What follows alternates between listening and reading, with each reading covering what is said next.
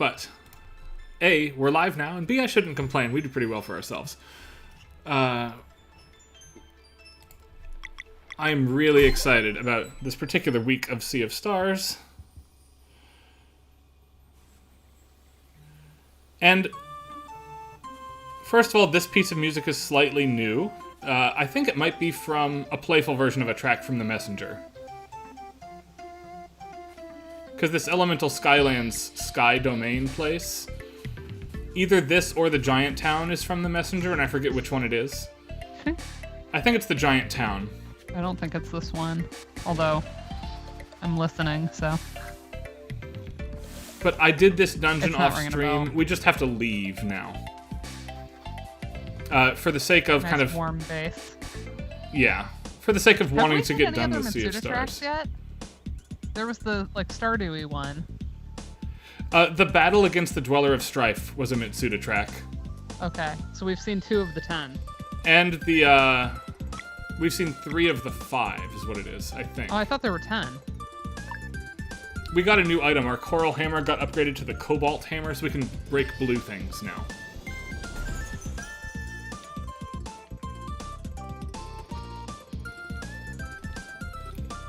Rashawn, master of bottles. Hey, Jess. Hi, Jess.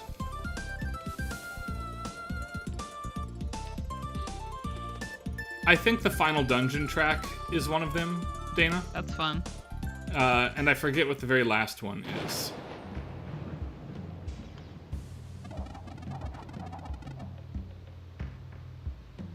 Hi, hemophiliac.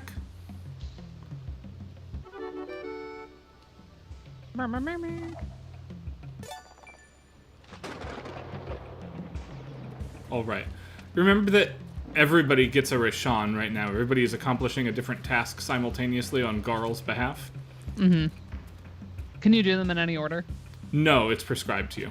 Oh, okay. That's too bad. The Zale Wind dungeon one is long, which is why I... Like, it's a whole dungeon, which is why I mostly did it off stream. Yeah. We missed nothing. There's not even a boss fight there. It's just a lot of walking around. And this one is actually basically just a boss fight.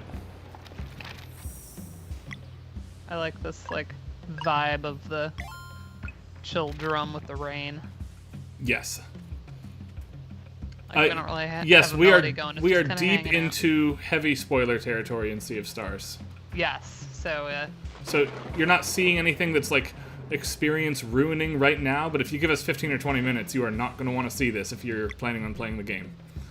With apologies. Hemophiliac is part of the Overclocked Remix staff, oh, which I have very recently been invited into. I love y'all. To consult with streaming things. That's awesome. We stan some OC remix around here. The latest Brian, mix of course, post, is very involved. the social media involved with it, references all of us on Ludomusicology Thursday. Wait, really? Yeah, because it's Sharik's Final Fantasy XIV piece that's so amazing. He repolished that again and then published it to the website through their whole process. But he said that he originally made it as part of this fun Discord server thing, right? And the only other piece that month was our nonsense. Oh gosh. You mean our automaton cover? Yeah. We made this thing that was literally a joke. We intended it to be bad, and we were just apologies to the crass language. Literally, we were fucking around though, right? It was not serious. It was meant to be an inside fun thing. And yeah, and then Sharks was beautiful and yeah, made everybody he put emotional. emotional effort, had a backstory to it, did such a fantastic job. He And gave we were a presentation on it, and we were we oh felt god, ashamed. we were embarrassed for ourselves. I know, we were just so here's us sounding really bad on automaton. Yeah, and it's not a skill difference, though. From a performance and arrangement perspective, in terms of digital production, none of the 4 of us are anywhere close to Shark's level of talent in that arena. And it's a joke to suggest otherwise. But that's not the issue. We sat on a hotel room bed. We weren't even in good, we just, did it choral style. There wasn't really an arrangement. It was just here's, and then we had to work with how our automatons were able to, get the notes. Like we didn't have the Right. full range that we could on other. Yeah, I mean, Yeah. it But was meant to be silly. But what I loved about it, and we will do a fast explanation on combat. yeah, let Dana finish this, then I'll give you the but quick and dirty explanation here. The one thing I did love about it was because it was that like anthem. It has this like earnestness that like the little automatones are singing their hearts out. They're just bad, and like it's kind of endearing for how bad it is. Anyway, go ahead and explain combat. Okay. Combat works as follows. It is essentially Super Mario RPG meets Chrono Trigger, where I've got a certain number of skills, and as I build combo points, these characters do not have a one combo point combo, so I need 2 points to do Arcane Barrage. And this happens to be a plot boss fight where I only get these 2 characters. That's kind of unique. Normally I could swap in and out at will to all 4 or 5 characters. And the poison symbols you see on the Hydra boss here lines up with elements. So like Sarai, my ninja girl here, her physical attacks are knives, so she hits with a knife element. And if she kicks somebody, or if a different character hits with a blunt staff, you can see like the hammer symbol up top there.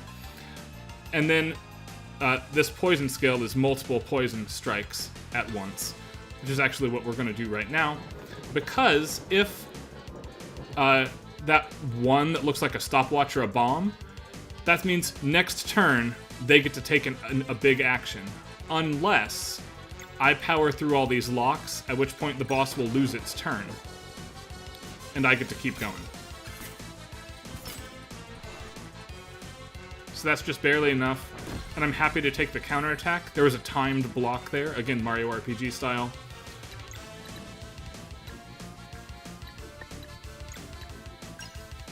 And the whole combat system is about the ebb and flow between those locks versus managing various combinations of strikes. Normal attacks make orbs that empower and give new elemental strikes to basic attacks as well. It's like now the tail is down, and I can kind of do my thing here. Here's a team attack, Chrono Trigger style. So is that pretty much it on the Yeah, that's it for combat. Yep. Sorry. Friends who streamed or remember when we did the Barbie stream, when the Barbie movie came out, we played all the vintage Barbie games. And I had the one Barbie Dreamhouse game, and it was ridiculous. The sound effects were just like unhinged. And we all had a grand old time. And so my birthday was Sunday, and Joe, and my little one gave me a present, and I jokingly said, "Is it a Barbie dream house?" And guess what it was? Joe found a copy of the PC game. That's amazing. In box. So now I have Barbie and her magical house on CD-ROM for all time, and That's we do fantastic. have the vintage hardware to play it on. So that was pretty funny that like I wasn't even thinking about the video games. I was just like joking like, haha, is it a Barbie dream house? And then it was. So that was a good moment. Experience points are shared, by the way, so everybody stays the same level all of the time, which is absolutely the correct path forward for all JRPGs forever now. Mm-hmm. I don't know that I've seen this screen. This looks like the Mario RPG.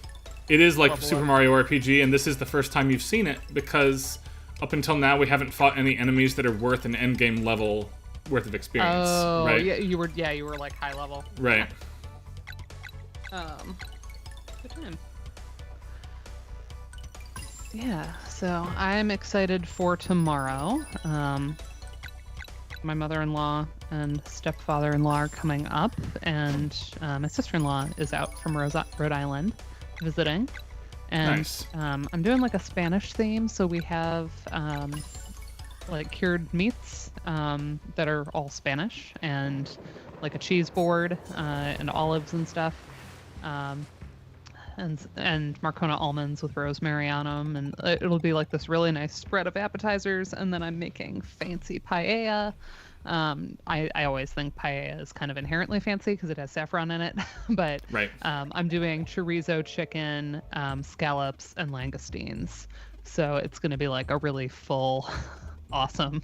And I'm going to, of course, use a lot of saffron because I don't make it so often. It's like, life is to be lived. Yeah, if you for sure. keep the saffron in your cabinet so long that it like doesn't work anymore, then why buy it? So I love that we are reshaping the entire volcano to become a flour mill an oven, yeah. that you put the wheat into, and then it makes this giant spot at the bottom to bake. Yeah. We're feeding a fire breather.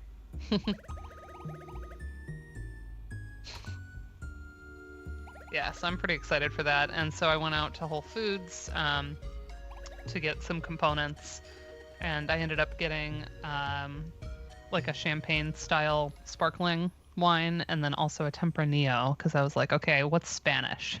And Tempranillo was the only like varietal or I don't know variety I could think of that I'm like, that's a Spanish one. Yeah. So they had like 4, and I picked one kind of based on the label because I didn't pull up I have a wine app that probably would have told me which one was like a likely good match with me based on my tastes, which I like. Vivino is a really good app. If you actually log enough stuff, it gets pretty good at recommending things to you. But yeah. Oh, let's pause for just a second here is. because this is a new music track. I'm going to turn the music back up a tiny bit. This feels very Chrono Trigger adjacent to me in terms of like battle tracks. There's something in like the frenetic movement in the supporting instruments.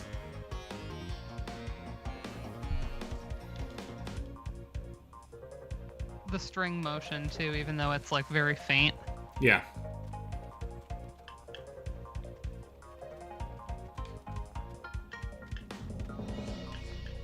Ooh, little timpani action. Yeah, it totally feels like the rhythm to Battle 1 from Chrono Trigger.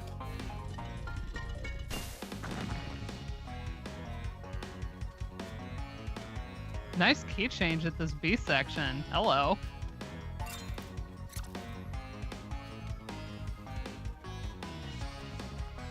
Yeah, the bass line here is leaning very Chrono Triggery.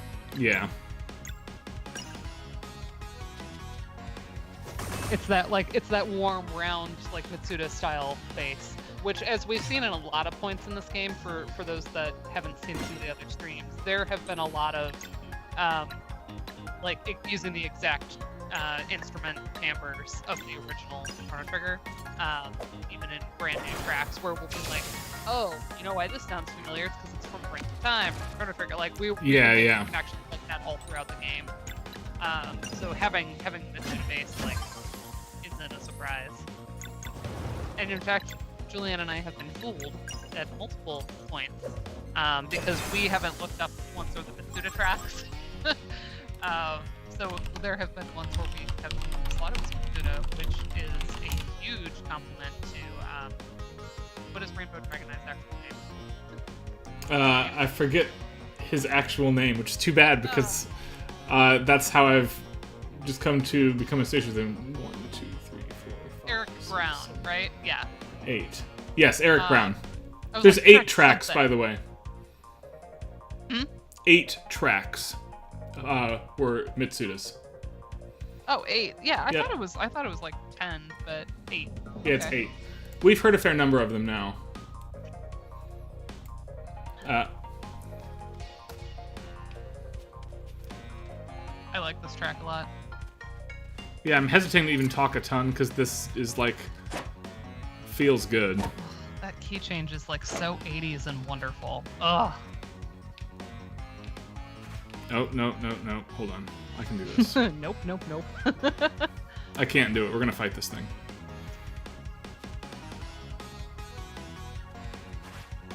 Yep. That's too If I bad. had like a chunk of time where I wasn't doing a lot of other things, I would be transcribing some of these tracks.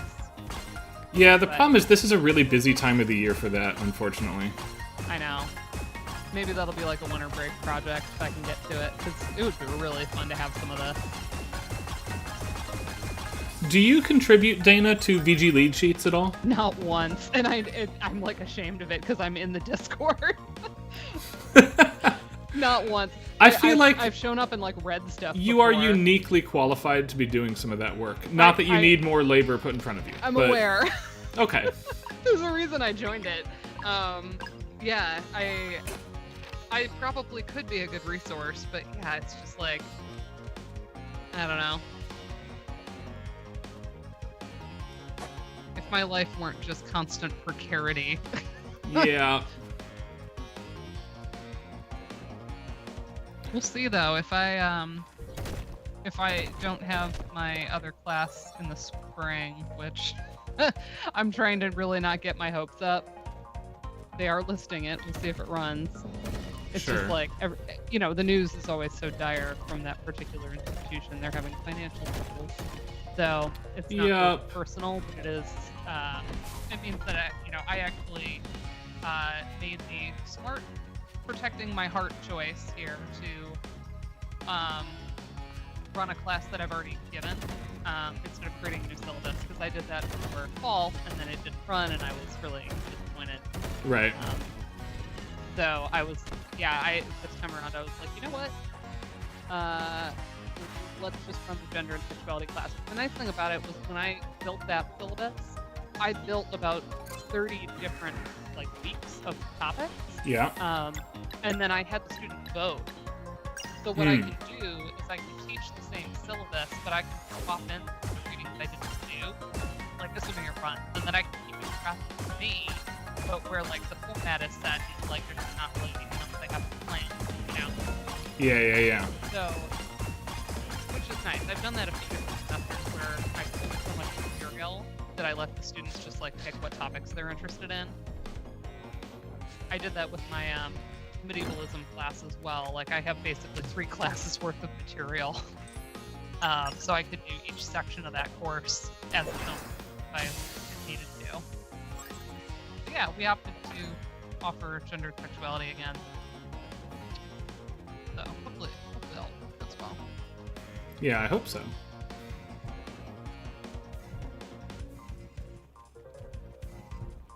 But I should have the history of rock again in the spring for the undergrads. Okay. Which is fun because I'm kind of dusting off that syllabus after not having taught that specific class in a few years. So I'm getting to make some fun changes, and now that I'll sort of have the shell rebuilt, I can do some fun things. Yeah. Rewrite some prompts and stuff. But yeah, I've also just been, I've got kind of one more wedding for the season this coming Saturday, and it's a big one. It's a 2-hour cocktail hour, y'all. It's a lot of drinking. Well, I mean, we're playing, but... No, my point is, but if you're attending, though, yes. right? Yeah, I imagine they'll have, good because if you're hiring musicians for the 2 hours, I'm assuming the reception itself is going to take 3 hours at that point, right? Or do you just play and you're the only music, and when everything is done, it's done? Generally, we get hired to do ceremonies only, and when a cocktail, it's usually 1 hour. It's because the bridal party and bride and groom are off taking pictures. And so you're the entertainment to keep people happy until the reception actually starts. Yeah, that and makes sense. Usually there's a band or a DJ for after. Sure. But this is a 2 hour, so what I'm guessing is that they have a plan to do a lot of photos, or maybe they have a really large party, and so they knew that they wanted extra time for the photos. Yeah. So that one's fun. The cellist went to high school with me. Jess knows Vicky, and Vicky texted me so can you bring all of your pop and rock binders? We're gonna need everything we can get. I was like, yeah, absolutely. They live in my trunk most of the time anyway. I keep them in these big plastic totes, so I can just pull stuff as I need to. But yeah, I was like, yeah, that's no problem. So it's gonna be a fun one. Yeah. But after that, I'll get a bit of a break here. I'm not going to AMS SMT in Denver. I know, alas. Um, You're gonna be missed. It is true. I always love it. Vicky and I just we've been playing together since high school, and we just know each other. So we know each other's playing so well. It's like the sigh of a relief when I see that Vicky's on a gig with me. Yeah. I have a lot of favorite cellists actually, but Vicky's way up there. Ooh, yeah, I heard about the move, but I didn't hear why. I just heard that you were going to the New England area. So congrats. Exciting. But also, moving is stressful. Especially across states. Yeah. So yeah. Pretty exciting.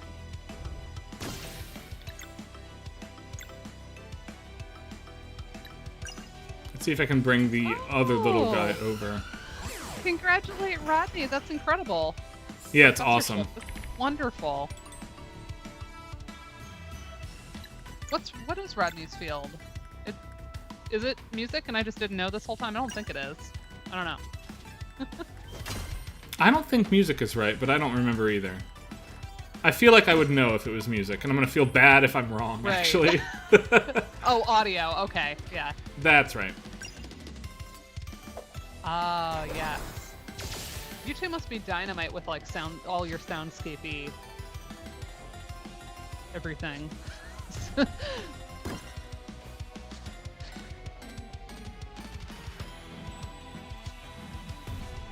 Joe's not a musicologist, but the way he knows video games, it's so nice to have somebody that is in my house with me that gives me ideas, and bounces stuff off of me. Yeah, absolutely a dream team. That's so cool. At some point, and we've been saying this for years now, Joe and I really do need to stream because he's amusing to play games with. Yeah, he's very opinionated. What's always been funny to me, and I want to preface this by saying that I like Joe an incredible amount and he is the perfect person for you. So when I say that I disagree with him about just about everything in games, I don't mean that negatively necessarily. I've enjoyed every conversation I've had, but I think it's funny that every opinion I have is the opposite of his opinion. Yeah, pretty much. He likes to tell me I'm wrong, but also when I've relayed certain opinions of yours, he's been like, well, Brian's wrong. So right. Yeah, he tends to disagree.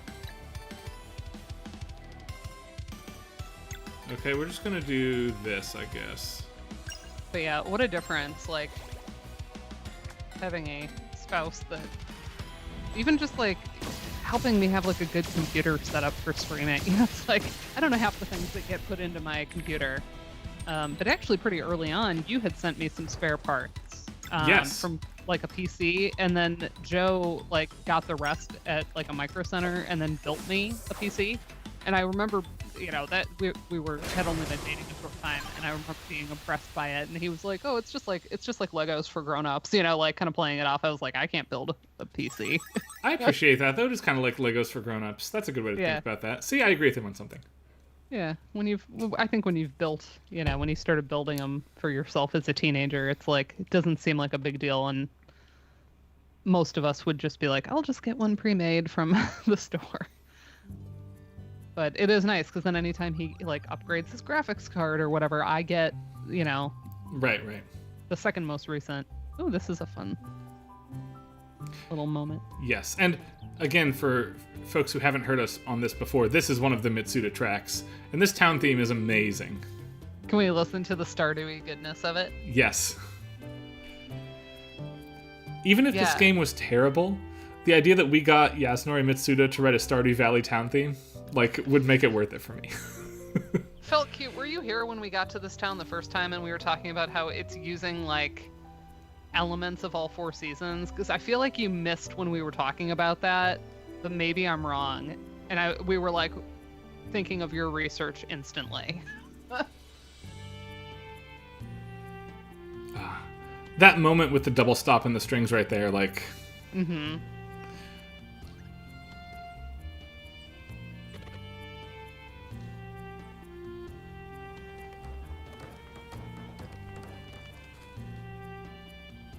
Look, it's extremely Stardew. It's extremely Stardew. Look at it. Or this was another like birthday present. Or Harvest Moon. Nice. It's a replica 3D printed cartridge of the original SNES Harvest Moon. Which is purely to decorate my office. Stardew Valley should have an item that instantly grows some crops for you, like a magical item you can find.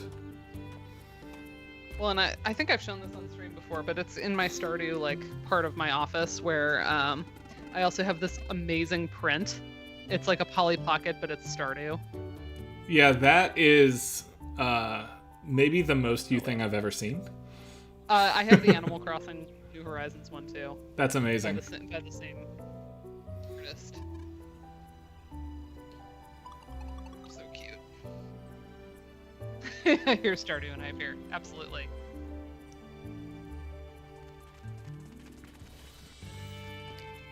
Also, more games need traveling super scholars. Like, I feel seen when I see Teeks on the screen.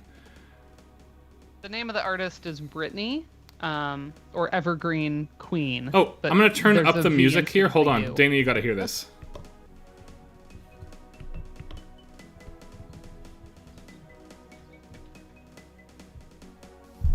This is the major key version of that funeral death theme for Garl from last week, now that he's accomplishing the thing. Mm-hmm. Which was already his theme, right? But his theme is like a 1980s orchestral hit Robo version of this. Yeah.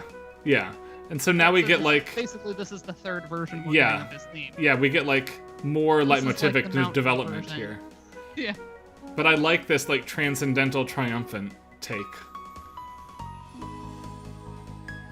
It's giving JRPG Mountain, honestly. Like, yeah. That hopeful lift. Oh.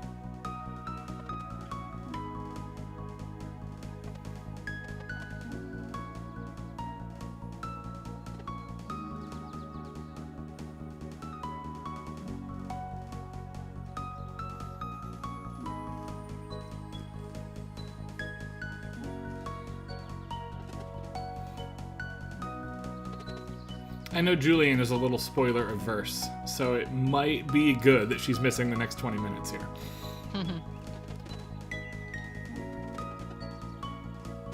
Whereas I don't tend to care.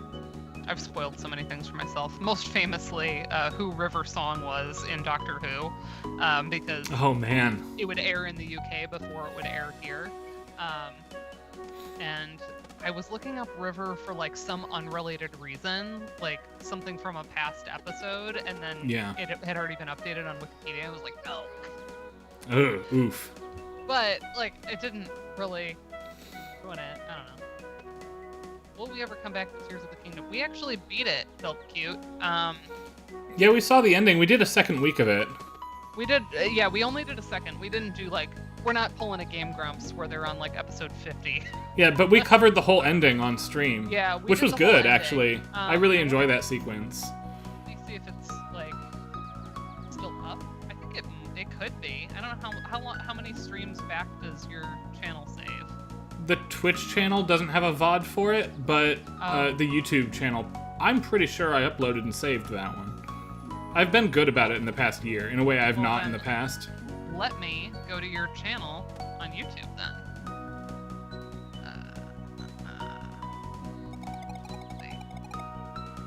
Yeah, you have a lot of the Sea of Stars ups and stuff. You know what would be fun to do on your channel is build playlists of each game. Yes, it would. To group them. Yeah, here's the game. I love, by the way, using the portal to get the food and the wheat in there. Excellent. There's the VOD.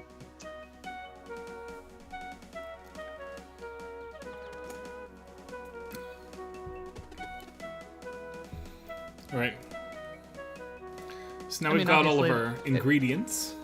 Making a playlist, it's not like it's no labor, but it's a lot easier than actually like waiting on an upload of a whole stream.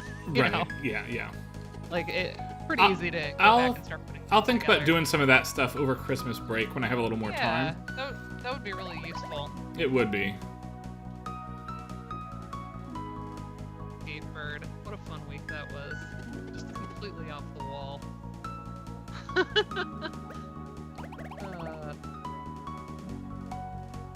I love Why Do You Ask? I did it for you. Girl's like, are you happy you did it for me? And of course this bell tone is Chrono Trigger. Yes, it is.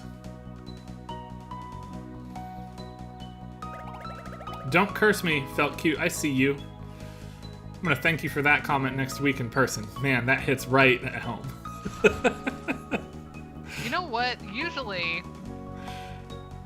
I sort of have like set Christmas gigs at this point, so I don't have to be like worrying too much. And I know I have one more that's like earlier in the month. It's like a Christmas concert with a friend that I love his arrangements so much that anytime he asks me to play anything, it's an instant yes, no matter what it is. Nice. Yeah, he's the organist for St. Mark's here in Cleveland, and he also works with one of the Lakewood St. Luke's, and he does Christmas concerts for them, and his arrangements are so good. And he does like video games. I've been telling him for a while now he needs to like maybe come over here and stream with me. Like, nice. Right. For those of you who missed last week here, by the way, Garl, who is dying of essentially he's on magical borrowed time. He gets to do this. He is making the world's largest loaf of bread so that he can wake a dragon and make it happy when it wakes up, which is like the most earnest activity I've ever seen in a JRPG, and I absolutely adore it. Yeah, and they made the oven out of a volcano. So Right. We have now reshaped the volcano into a giant oven. Yep. Wonderful. And that's why he's flickering. That's not the game glitching. That's showing us that like he is like ill, right? He's on borrowed time. I like how he remembers to score the top of the loaf, by the way. Yeah. He's the warrior chef. Of course he scores the top of the loaf. I wish he'd done more like a cool pattern. I follow a couple bread bakers on Instagram that they'll do like really intricate slashes. They have like a razor blade that they use specifically to score their bread. Nice. In the grand scheme of things, aren't we all just baking giant loaves of bread? I mean, my cat certainly is. You should see her kneading. Yeah. Oh, I like this story because we hear it from Garl's perspective for the first time now. We got to actually see, at the very beginning of the game in flashback, him having dropped off the cookie jar for us. Yeah. Right? The flying platform normally would require some sort of solar magic that Garl does not have. So he used a monocle to, like, magnify the sun to get it to go.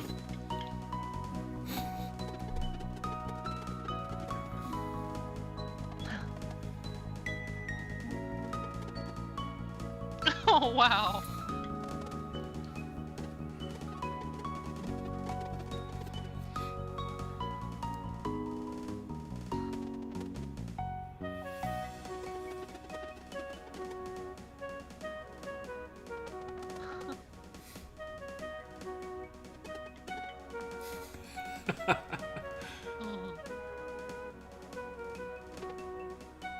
I know, it is really satisfying to see Girl's bread plan.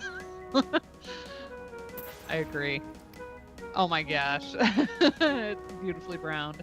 I bet it smells amazing. Right?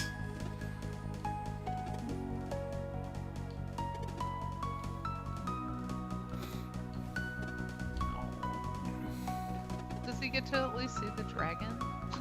Like, come for it? I'm not gonna tell ya. Ugh. Come on, girl.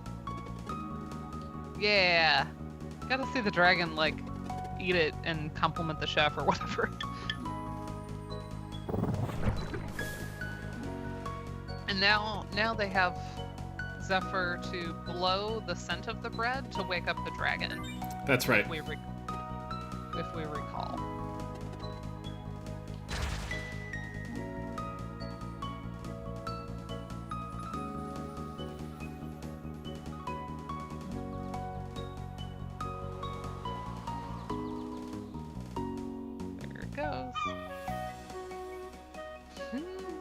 I love the little like bubble out of the nose because he's Yeah, asleep. yeah.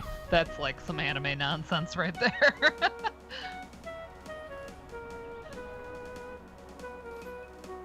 I like how the dragon's expression in the eyes immediately turns to smiling. It's like, ooh, what's that? Yeah! Hey, dragon!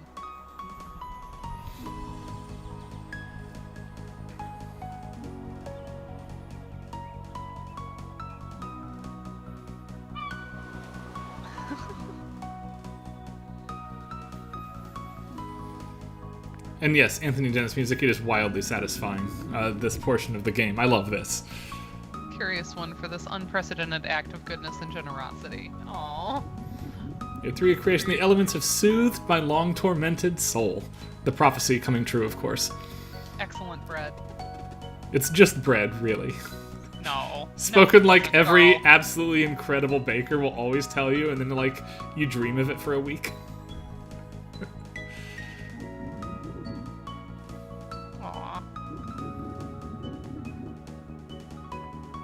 Oh.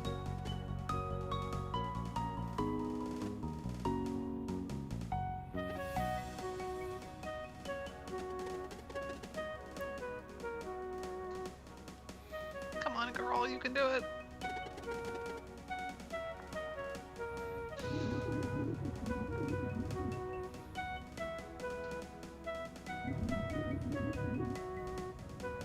Yeah. Do you remember, Dana, that the dragon from The Messenger wanted to be a butler? Yeah.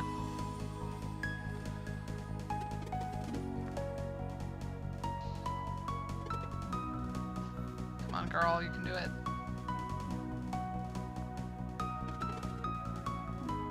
Sinclair.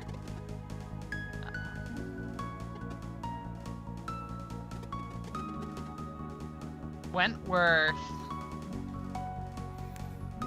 Of course, any Outlander fans don't have a good association with Wentworth. I think Jamie's in Wentworth prison for every period. name Garl comes up with is absolutely aces. Yeah, he's good at names. It's a good name for a dragon.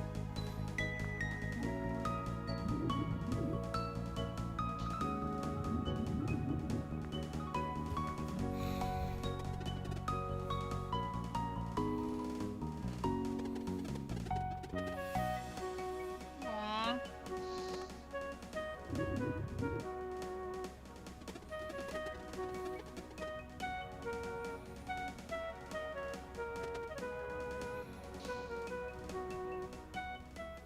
Oh man.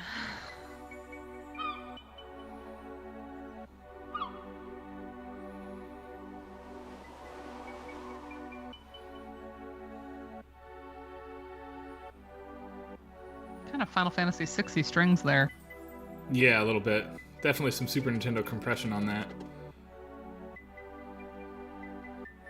But the Chrono Triggery mystical bell tones up top. Yeah, last week when we first heard this track when Garl got his mortal injury, we bounced off of each other incredibly quickly, which was really fun. That Julian put together that it's Chrono Trigger. You had the rhythmic connection with Scala's theme. Yeah. And immediately, like, we know he's gonna die, right? Yeah. Yeah.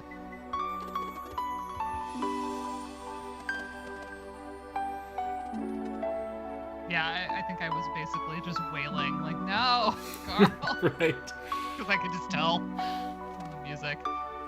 That is something that happens when, like, Joe's playing a game sometimes. I'll, like, react to something I'm hearing in the music.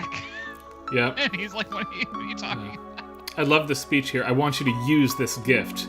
You'll travel across the sea of stars, whatever that is. That's the name of the game. Someone has to kick Erlena's butt and teach the Fleshmancer a lesson. Might as well be you. And you'll keep cooking too, right? Use what I taught you. Yeah.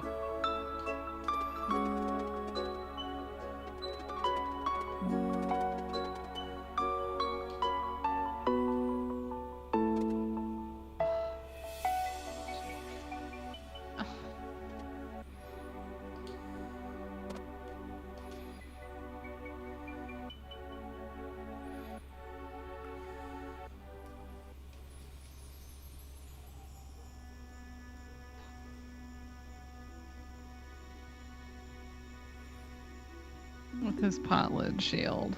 I'm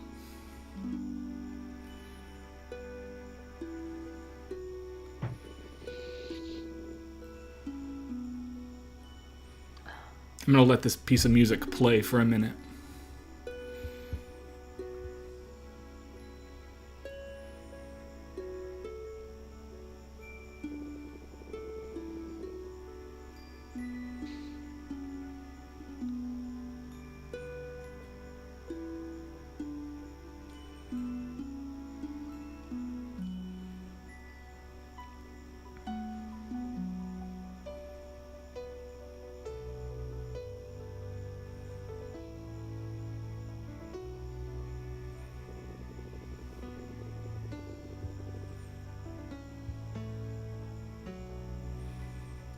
This is also heavy Chrono Trigger material here. This would make a pretty string quartet. Do the bell tones in pizzicato. Mm-hmm.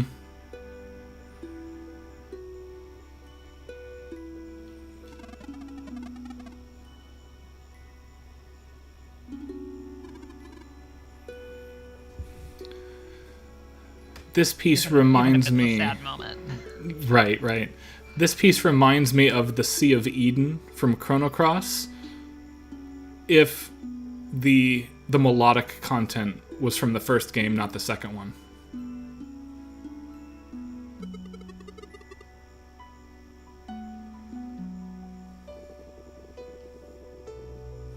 And it's less immediately obvious, but this is also a brand new take on Garl's theme, with the melody kind of you notice extended rhythm-wise. one huge change is instead of that warm electric-y bass, Yeah. we have double bass, very low in the range. I mean, maybe impossible, I don't know. Right. I can't really tell from here, but like when you move to kind of like the more orchestral style double bass, it's like, oh snap. Yeah. It's real.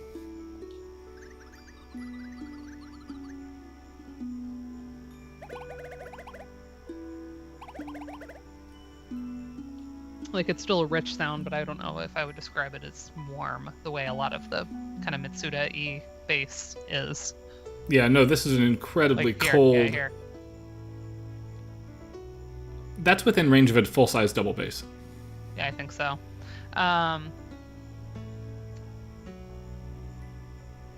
And one thing, this is kind of going back to earlier streams of ours. You have said before that you kind of have a theory about having a big separation between your lowest and your highest notes. Yeah, for ice stages. Creating cold. Yeah. So it's like, even though the bass itself might sound kind of warm on its own, because it's so stratified from this bell tone. Right, it actually serves to it accentuate creates the how space. cold and distant the upper voices Yeah. are, rather than providing a foundation for something. Yeah, and of course that's coupled with the fact that it's pretty sparse in between, right? This Right. kind of like... Yeah, I agreed. In the right hands, your hands, Dana, this would be an amazing string quartet piece.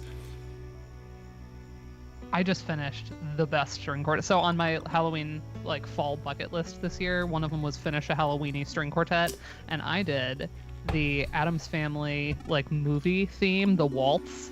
Nice. And it turned out so good. And it's like after Halloween that I finished it, but I don't care. I just wanted it in my repertoire.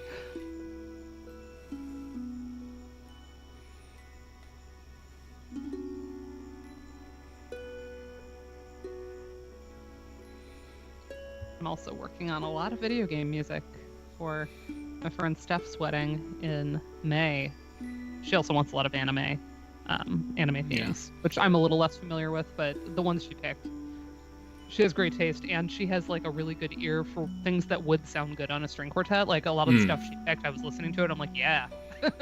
Addie's big thing in which is video not always games the case. quickly is that people don't hug enough, and I'm glad that we linger on this moment and facilitate that. Yeah, it's important. Well, and they let both their portraits have tears in their eyes. You know, it wasn't Like, she was obviously a little more streaming than Zale, but Right, but even here, like, you can see Like, Zale has been crying, right? yeah, appreciate that.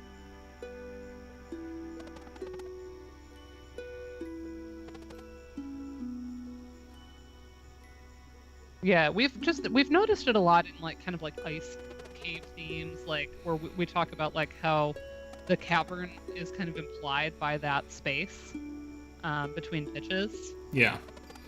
and also not having a lot of motion. Like if you have a lot of like rhythmic density, like you do in like an early like a Mega Man game, Right. it tends to warm it up because it's just like activity, you know. Yep.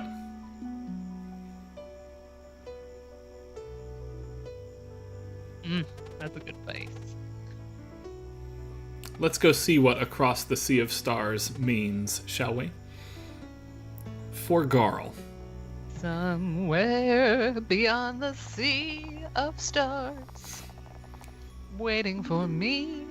This is not an even trade by any means, by the way, but we get Valere and Zale's ultimate skills now. Innocence lost and purpose reaffirmed. Woof. Right? A little like, read the room. Right? Come on now, happy sound effects. Get out of here. Okay.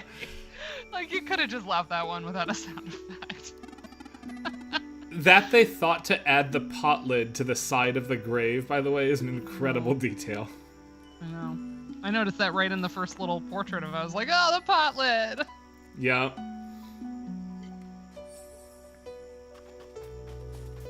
Right, well, bye-bye to Garl.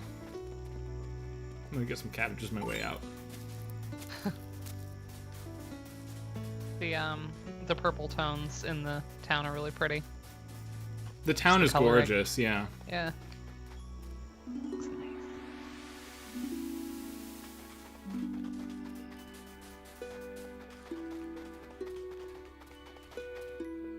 Alright, off we go. But yeah, I've been watching the 60s Addams Family. I started last year around this time of year, and then I kind of finished it this year. And then over last weekend on Saturday, I watched the 91 Addams Family with Angelica Houston, etc. And then I watched Addams Family Values on Sunday night on my birthday. So Excellent. I was very Addams Family up because our family costume this year, for those that follow me on like the social media, well, Instagram basically at this point, was the Addams Family. So I was very like up in the inspiration. Yeah, and for sure. I was listening to the theme of the first one. I was like, gosh, this theme is so good. But if you look it up online most of the time, the only one that comes up is da da da da, you know, the classic. Yeah. So I just did a little quick and dirty transcription. There might be a so fast way down, but I forget it, so we're gonna do this instead. Sorry.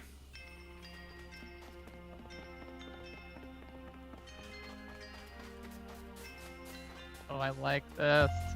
We didn't get to hear it at nighttime, actually. Yeah.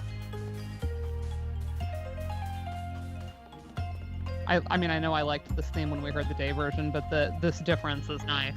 Yeah, it's really good. For those that haven't been following along, every track has like day and night versions, depending on, you know, the day and night, and you have control over it.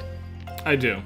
So we want to listen to this one because I haven't heard it, but Ryan could artificially change it to day right now. Oh, that's cool. That little like Yeah, stop time that moment. landing moment is even Yeah. better in the nighttime version. Stop. Hammer time.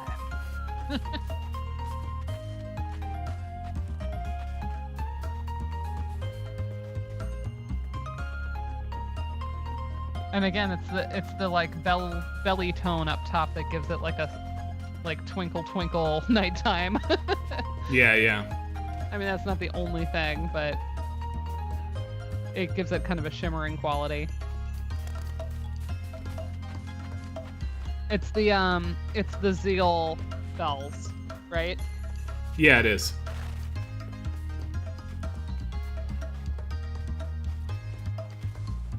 These folks really, really know their source material. We said this in the messenger, right? Like, Yeah, these are people with a real reverence for for this world here. And they know exactly how the games are put together, too. I mean, you say mechanically, like, it's so smartly done. And then, as Anthony Dennis has been telling us, like, already the platforming as it's being done in this game, like, folks are wanting to copy that. So, Yup. This is a really, really great modern title.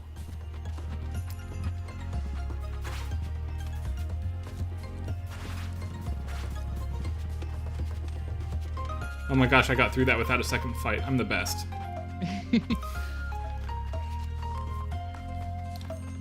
And we'll hear a redux of the daytime version, because at the top of this, and I'm almost there, I will have to make it daytime in order to get this done.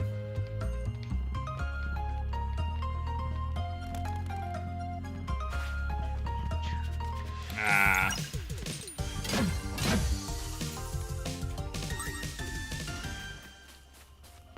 That was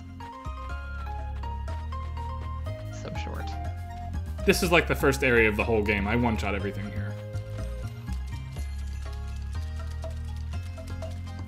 Yeah.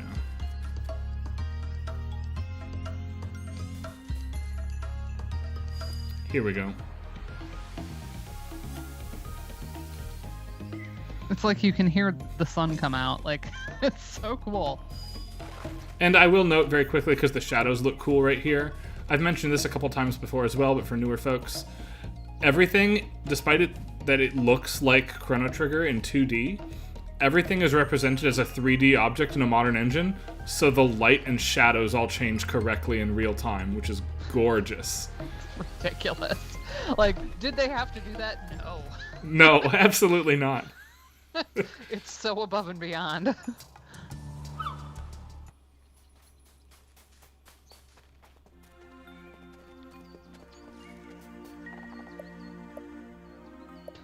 Hey there, Yeet. Punty. We really like the giant's name. Yeet, of course, because he yeets you. Right. Whereas And Punty, on the other hand, kicks you. will kick you to where you need to be. Yeah, it's the best fast travel. If you're gonna have fast travel, this is the way to do it. Where you have ridiculous giants. Here we go. Okay.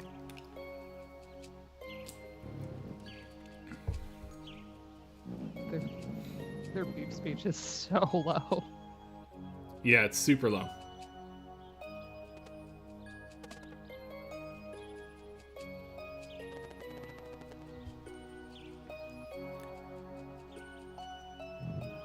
So it has. We do claim the reward. This better be a fantastic reward. Yeah, makes sense. And you can see the dragon behind him. Just floating around. Yeah, he actually flies around the world map just being cool now. If you, Yeah. like, sail around, you can see him in the sky. Yeah.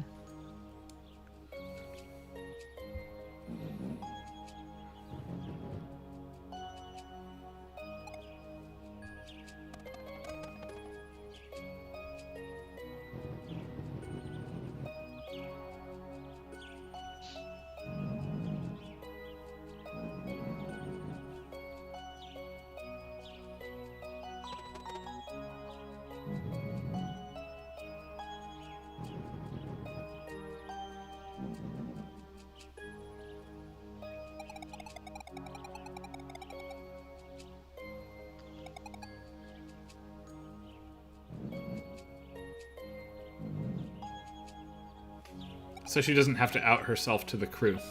Mm-hmm.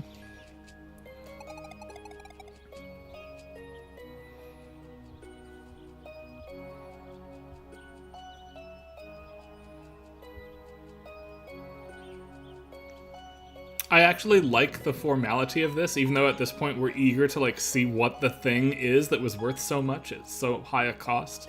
Mm-hmm. But I like that they force us to pause, actually.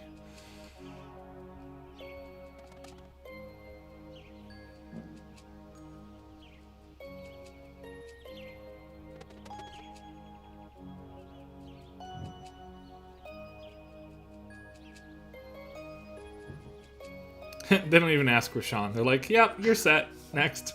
They already know Rashawn.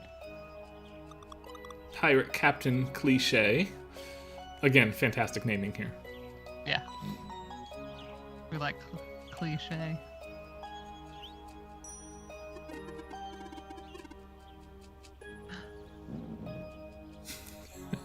Like, none of your bullshit, please.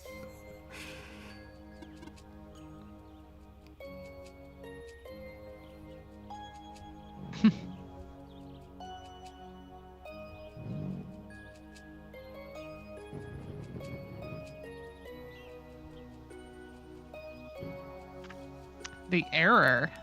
Uh-huh.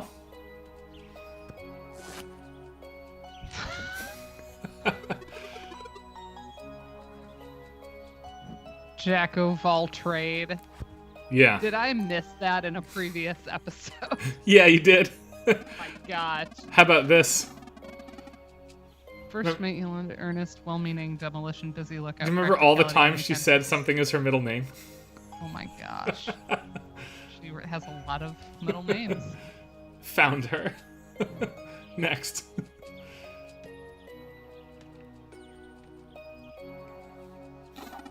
Ghost Navigator Hortense. Already cleared from a previous trip. Cool.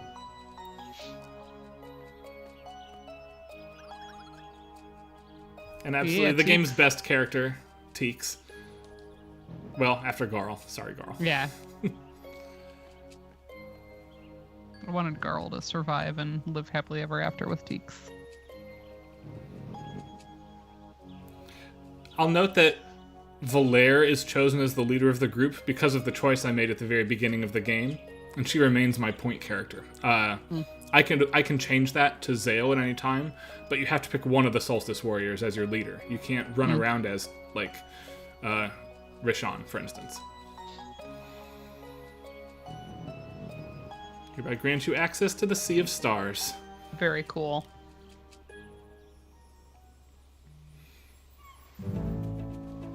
And those 4 statues that appear to be looking at something in the middle of the world where there was nothing previously. They are looking at something. Spoiler. We really love that ocean theme world. Yes. Yeah, The 4 I guess sunken it's giants ocean. mark the entrance. Now go and sail away to where you are most needed.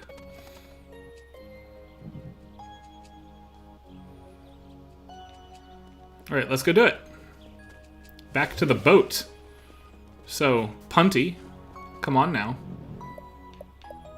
Yeah, Punty.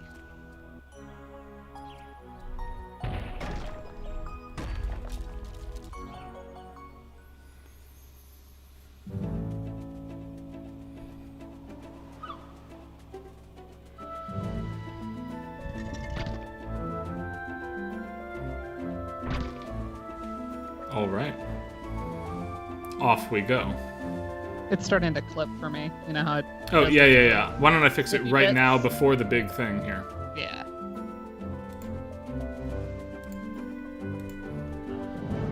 Weird. Right, Oh, Dana? that's 3D shadowing. That's good. Okay. That's actually a pretty good run for us, to be honest. Yeah.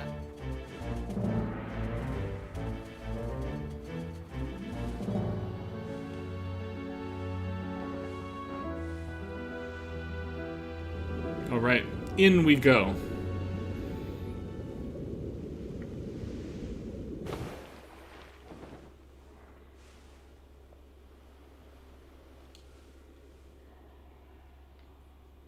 Trek to the center of the world. Ooh. This is a cool piece of music. Okay. Timpani makes it epic. It's got very big last stage of the game in space Final Fantasy vibes. Yeah. Right, like the Crystal Tower at the end of Final Fantasy IV, and the center of the Cleft of Dimension in 5. It's like it's definitely synth, but it's like a pizzicato string synth, doing those really fast arpeggios. Elizabeth, the quick and dirty answer is that this is week 6 of our streaming it, about 2 hours a week, and we will finish it in week 7 and do the ending that you actually want to see in week 8. But This is a New Game Plus save. That's right. That's on New Game Plus. So I would plan for a full 25 hours.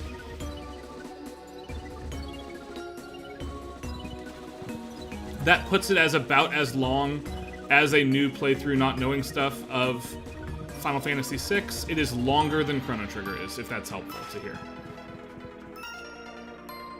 But it is not as, like, horrifically long as Earthbound is on a first playthrough, which is my nightmare game. I know. Matthew Thompson needs to come back and stream another week of that with us. We did 1 week of it. Yeah, and to be clear, I'm not opposed to playing Earthbound on stream. It takes a long time. That's a long game. Yeah. It has so much good music in it, though. It does.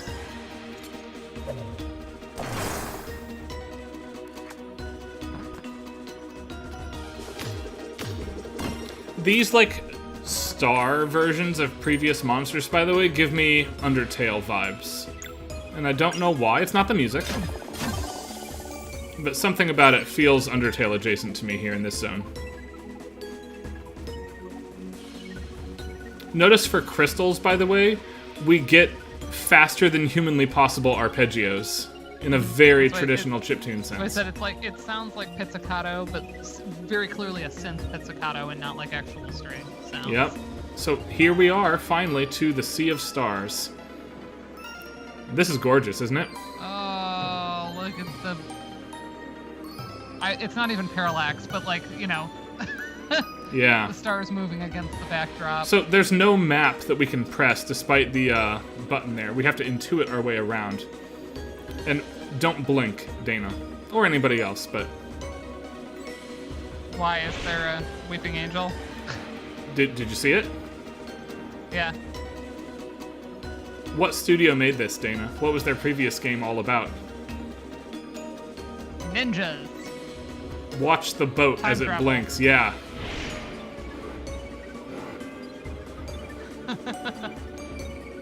I love what happens to the audio there. It's amazing. Oh, here we go. Oh my gosh. It's the time shards from the messenger. Look at it.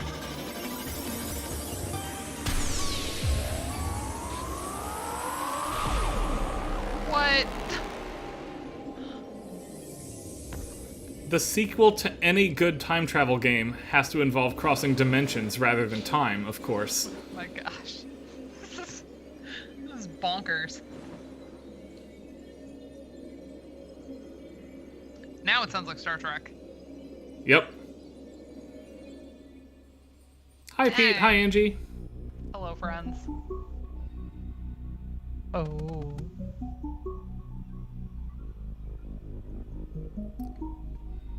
Notice how the music has gotten suddenly a lot more, like, organic science fiction and a lot less swords and sorcery?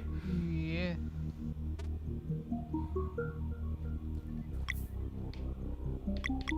Dang.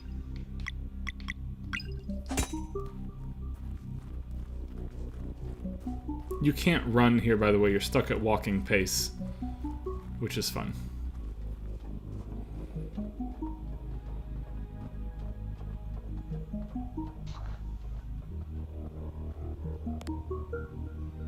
Just like pulsing low notes.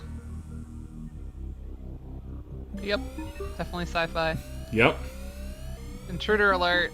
This is a reminder of some Chrono Trigger moments, right? For sure. Like undersea palace-y, like Like 2300 AD, right? yeah, not the music, but like the tech that you fight. Yeah, yeah, yeah.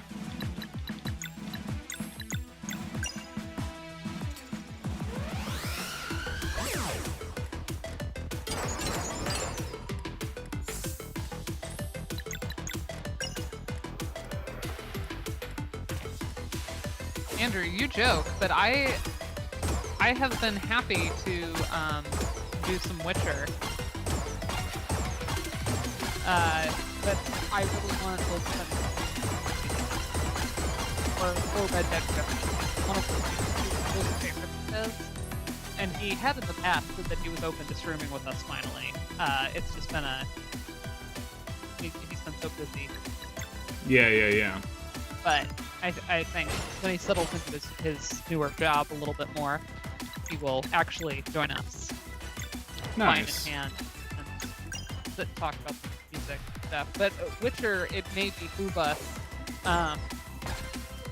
to look at a save like mine that's like decently far along, where we could just kind of like tourist around and talk about the music in different areas. That'd be my strong preference. I don't have a completed save on The Witcher. Because otherwise, like, it would be hard to pick a good moment of that game, like, for a stream or two.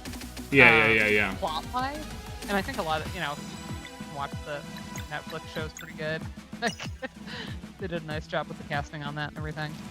And it's worth. That's Dana's polite way of saying that Henry Cavill's really hot, everybody.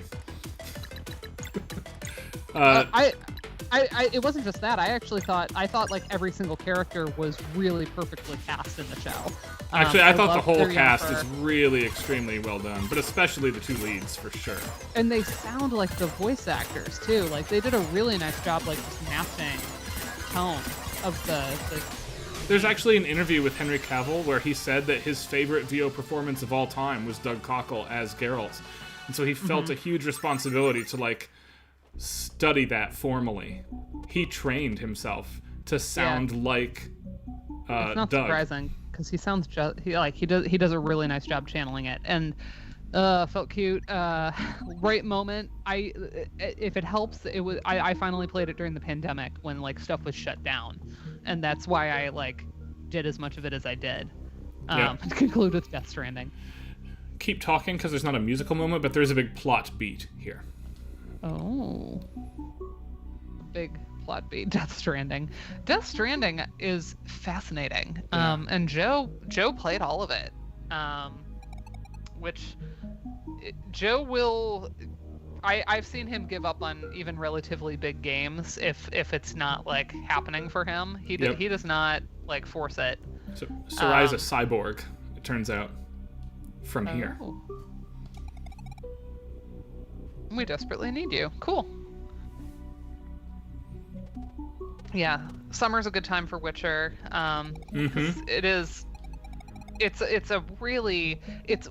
I think to this day, one of the best examples of how to do open world, where it does, so many open world games feel empty. You're like, okay, it's kind of the same type of thing over and over again that you're doing. I do think Tears of the Kingdom did a better job at that, filling in the world with different types of things to do, whereas Breath of the Wild eventually did feel empty. Yes. I will say the depths get a little empty for me toward the end. Like when I'm trying to just light them all up, I was a little like, okay. Tears of the Kingdom I think is too full for some people. There were things I didn't even. Breath of the Wild, I never got all the Korok seeds. I didn't bother. I didn't do that. The Korok seeds are not enough gameplay to count as individual events, and I think Joe would agree with me on this. If you're like walking around and you see one, but like to seek them all out it's a process, right? Yep. And the other one that I remember seeing on Breath of the Wild that I was like, nope, was the one where you have to like uncover every name on the map like organically, instead of just revealing the map with the towers. Like you have to walk through all of them. Yep. So you basically have to cover every inch of the map, and I was like, who needs this achievement? Right. And there are a few that I'm like, some of these like defeating all of the one type of like mini boss enemies in Tears of the Kingdom. It's like, all right, I could probably get the Gleox because there's not that many of them. But like, do I really want to fight like 50 Hinox or whatever? Right.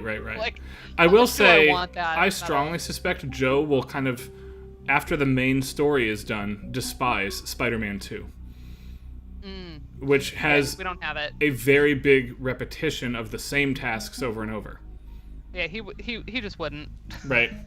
He's not a completionist like I am. Sarai and all her people, by the way, quickly, they're all cyborgs. Their bodies were taken from them by the servants of the Fleshmancer, and now they have cursed immortality while the Dweller here feeds on their souls until it will eventually eat the entire world. Hooray! That's fun. She sailed across the Sea of Stars to find Solstice Warriors because this world's group died. Not that, the game was already not depressing enough at this stage. Ugh. My goodness. Oh my gosh, that's the best story. That's amazing, Elizabeth. What? I want them to do it in exactly that voice. Yahaha! Amazing. Man, cosplayers are the best. For sure. I admire what they do.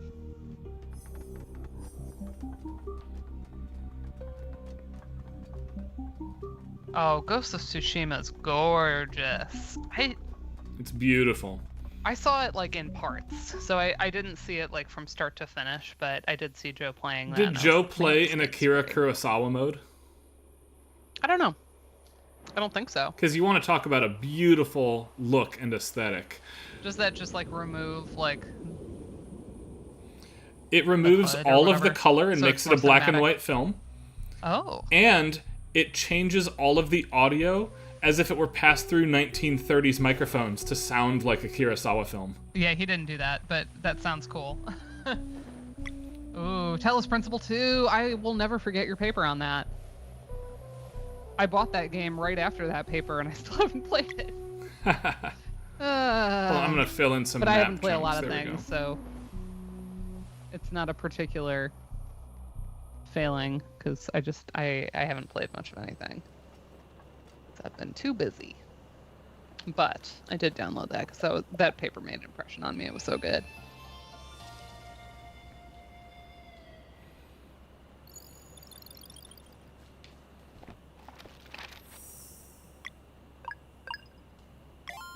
Yeah.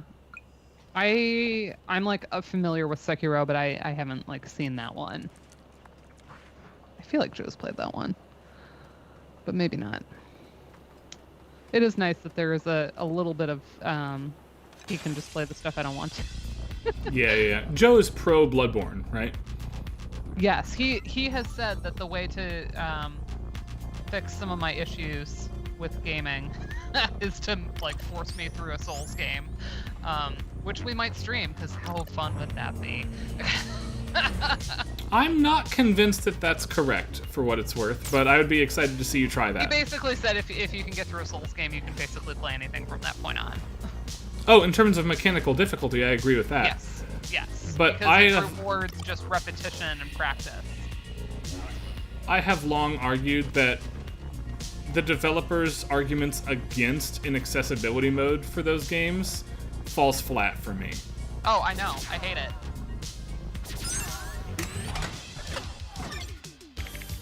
Oh, listen, brand new combat theme for the new world. It's all sci-fi game now. It's still recognizably the original theme. Wait, hold on. Still has the orchestral head. It does. Yeah, I was gonna say one of the ones that I don't know if he gave up on it, like in a I'll come back to it later kind of way, but he only played a little bit of Elden Ring when that one came out, and I don't know if it's not on the stream right now. I think he's posted it but I don't know if he had an issue with it or if it like he did that with Red Dead Redemption 2 where he started it and then came back to it and like completed it. Elden Ring is more open world than the other Souls games. Yeah, that might have been, maybe he had issues with some of the open world.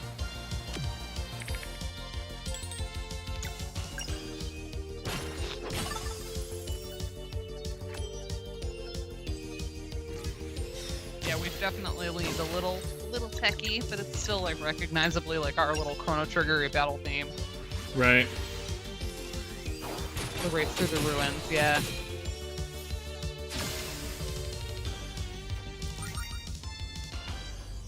The victory theme is now we are sci-fi definitely too. like 2300 AD moments. That's... Yeah, for sure. And I think what this does... I like this track though. This ain't doing Black Omen. This is like its own thing, and I'm here for it. Yeah, this is just the equivalent of the factory stage. This is not yet the end game, though we are rapidly moving into conversation with that. Listen to that chunky bass they got going. Isn't that a fat bass? It's so fat.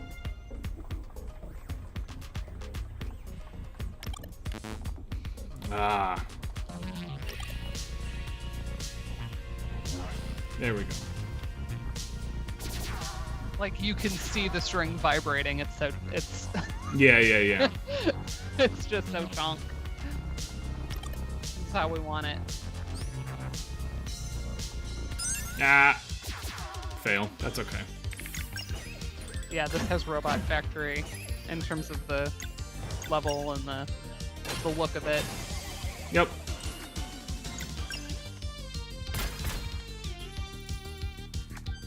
But I do like that the track is just like, we're gonna have some fun. I like the robot horse. Honestly, like, good enemy design here. Alright.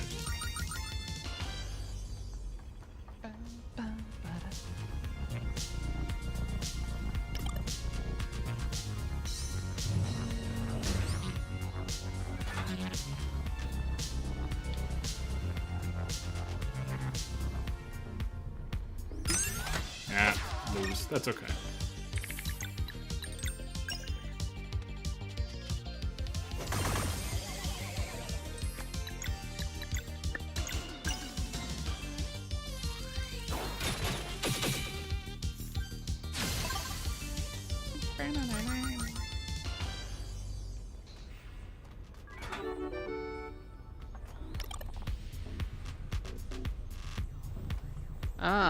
Help writing a word. It's like the know-how to pull off an event. Prerequisite skills?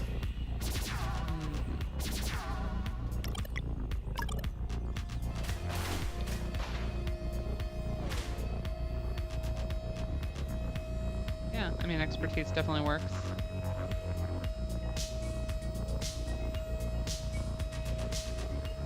Where do I have to go? And you can always use us for work help. We are a community.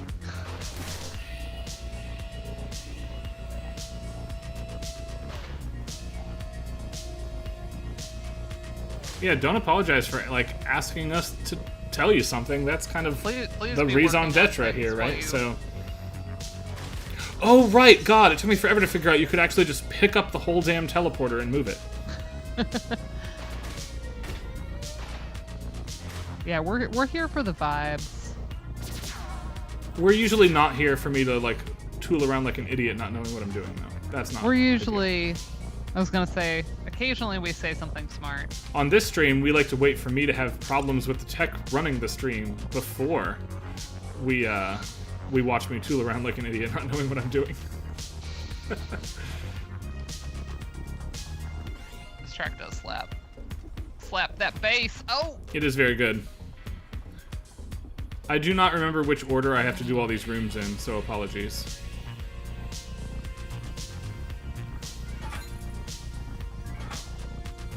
A sashimi, a blueprint disc. That seems important right now. Oh, jeez.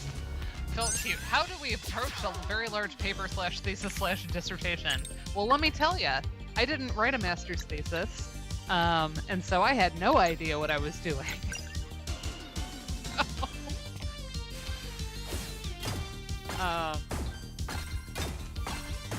The way that I ended up structuring my dissertation was to sort of have the chapters themselves be self-contained and like think of each one as having like its own internal sort of thesis, as it were. And then, so I wrote kind of my case study chapters first, and then I went back and I did, like, okay, what do I need to set up in order to make some of this happen? And so I ended up doing like a chapter of like intro to disability studies, like models of disability, and then I did a chapter kind of for my advisor who wasn't super familiar with gaming, that it was like functions of game audio, and also just kind of outlining like how I look at the soundscape of games. And then the third one was like all of the cognition, physiological, like this has now been published in the Oxford, Cambridge, whatever volume I'm in. The one that's not the Will Gibbons one that's in process. The cognitive and physiological effects of games was like chapter 3, and that was, so it was kind of like framed as like, okay, it's the body of the player, and then there's kind of like the body of the avatar, like the game itself, and then there's this like liminal space where it is both and, where like both bodies are being implicated. And then I had my case studies, and then of course after I wrote those intro chapters, then it helped me like reframe things in the case study chapters, and then I wrote not even really a full conclusion. I just kind of did like I think it was only like 6 pages. I did like a very quick like wrap up because the best dissertation's a done dissertation. Like I originally had plans to do other things with it, but we were kind of like, it's fine, you know. Like, I don't feel like it's incomplete as it is, and the other stuff would have gone a little bit of a digression. So if that's helpful, that was what happened to mine.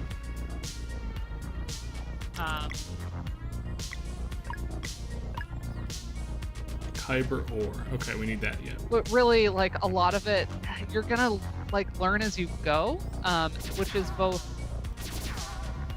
unhelpful and true, because you kind of you find your process by doing it, and if you have a good advisor, they can help kind of herd the cat in this situation. But you know, they're famously, some of them will leave you to your own devices a little bit, to kind of figure that out. I mean, it kind of goes back to that idea of like academia originally being monastic and like thinking of like cloistering oneself to do this academic work. You do kind of like figure it out for yourself. But that's not helpful when you're asking for advice either. But it is, I think, nice to acknowledge that it's not like anybody was so traumatized by their process that we're like not telling you. It's just kind of hard to generalize. Yeah.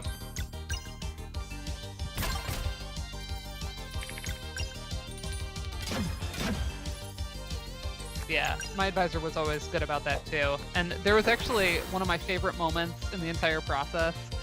Pretty late in the process, I sent him a chapter, and because I had taken kind of an unplanned sabbatical from my dissertation because of life trauma, by the time I got back to my dissertation, I had really missed it, and stuff just poured out of me. So famously, I tell people this, and it sounds like I'm lying. Even I'm like, really? I wrote 150 pages of my dissertation in 1 month, because by the time I got back to it, I was like, oh, I'm ready now. So I'm not saying that's like a good or bad thing. It was just kind of like, I was ready, I buckled down, and it just kind of poured out. And some of it needed a little more massaging, but there was a chapter I sent to my advisor, and then he was like, it's clear you've sent this to like Will Gibbons and like friends of yours in the field, because it read as really polished.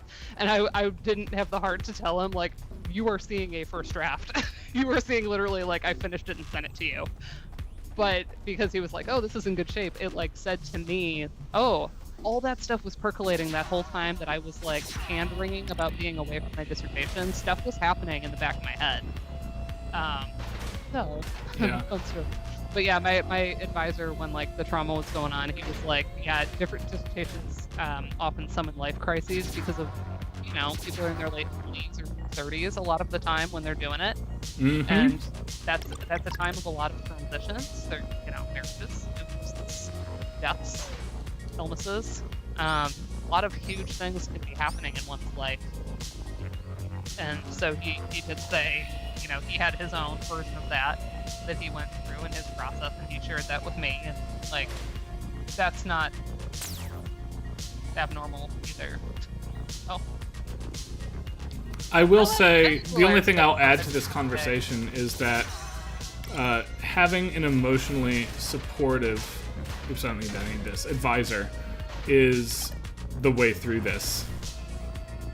That I was extremely fortunate, and I think at this point I'm on reasonably solid ground that of the regulars here, I benefited the most from that, at least in the long arc. Yeah. But during, I had a really, really strong relationship with my advisor as well, and that helps. But that says, you know, we know people, good friends of ours, that had awful relationships, like almost abusive relationships with their advisors. I can think of somebody, not in game studies specifically, but more of a media scholar, that has a really fraught relationship, not only with her advisor, but with the entire department that she graduated from. And so that's to say, what saved her was basically building the community like within your subfield. So Yep. if you don't have enough support, or maybe your team is cool but they don't really know games, get yourself some people that you can throw a chapter to and get some feedback from within this community,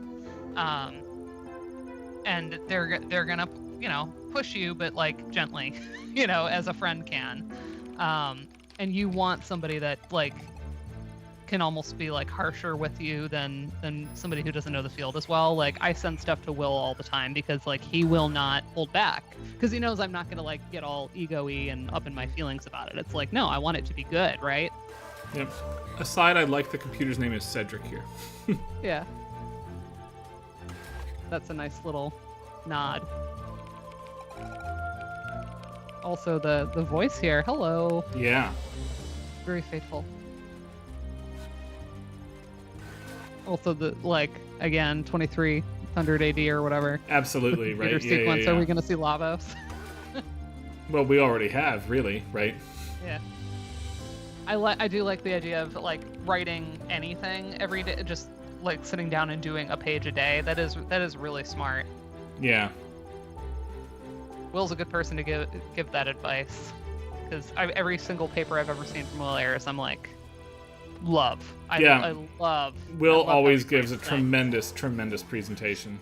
Yeah, really, really good presenter, and like and the topics always come out of nowhere for me. I'm always like, what? Like, how do you even get this idea? Like, love it.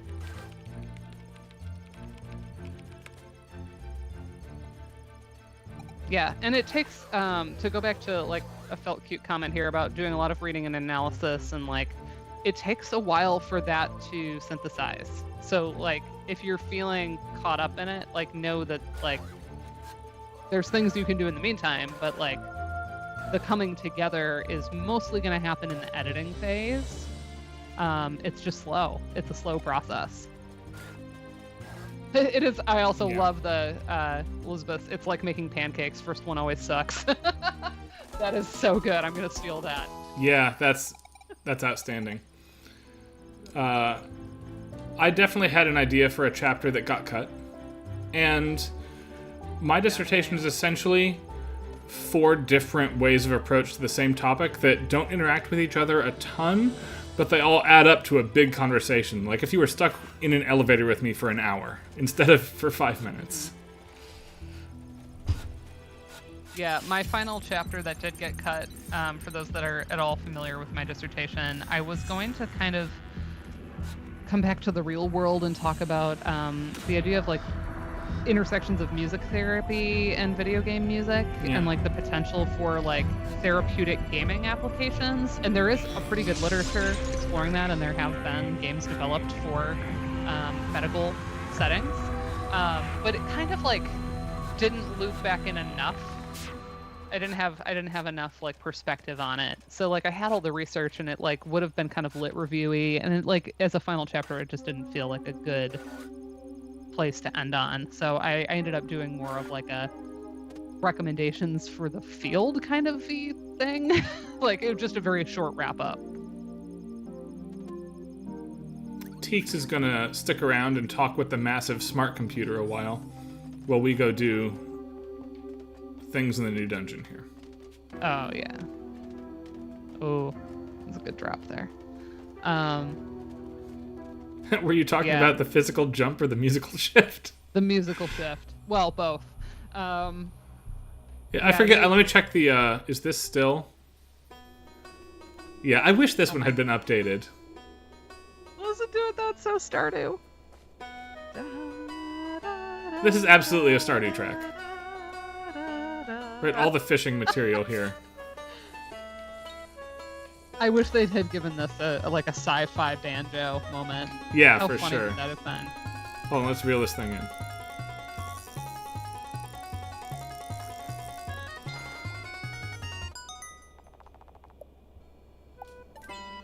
Excellent.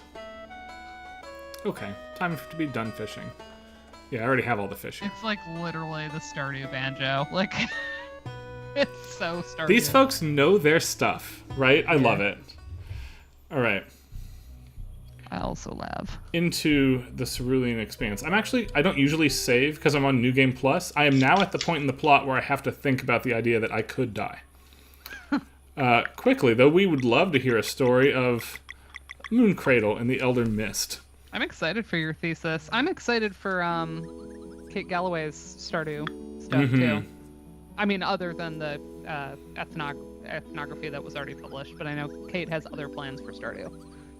Yeah, all the best artisans the world over received it, a personalized letter signed by the mysterious Great Eagle. Enclosed were directions along with the promise of a worthwhile endeavor and a touch of magic. They gathered en masse on the barren island to the southwest, hoping to meet the mysterious Great Eagle who had signed their invitations. But all they found when they arrived were 3 vials, 2 of which were sealed. When they opened the first, it became clear to all that there was even more to the Great Eagle than the stories had shared. As the cork was removed, a solar eclipse occurred, and magical light flew in from above the sky, reshaping the peninsula into a crescent. At the end of its dance, the light coalesced on the cliffside and gave birth to a tree so beautiful it appeared to belong in a dream. Of course, that's the willow under which Garl is buried now. The celestial willow rose up while the grass turned to its signature purple hue. As if the magic had spoken directly to their minds, the builders knew exactly what they had to do. They would build the town of Mooncradle and hold a festival by the willow twice a year in expectation of the Great Eagle's visit. Unless they happened to be born in Mooncradle, children of the solstice would never know their real parents. So that no one would feel different or rejected, Mooncradle was built around one core tenet, community. They built a common dormitory for everyone, along with a single shared dining hall. Zenith Academy was also clearly visible in all of their minds. They built it but had no idea how to give it its final touch. That was when the second vial uncorked itself. Glowing runes flew out and embedded themselves into Zenith Academy's foundation, enchanting it with levitation magic. The school in the sky was born. As if to celebrate the efforts, the third seal was undone, and out of the tiny vial flowed a seemingly endless stream of mist. It permeated Evermist Island, giving it its name. In the end, a peculiar voice spoke to their minds. The voice provided guidelines for the education of Solstice warriors, and stressed the importance of seeking out the Elder Mist once their training was complete. Since that day, the people of Mooncradle have held the festival to welcome children of the Solstice, taking it upon themselves to nurture them until they come of age. Solstice warriors would come and go, protecting the world while attempting to fulfill the properties bestowed upon them by the Elder Mist. As the battle continues between dwellers and Solstice warriors, Mooncradle represents the hope that someday guardian gods may rise and bring about everlasting peace. The end. Hooray. Good story, Teeks.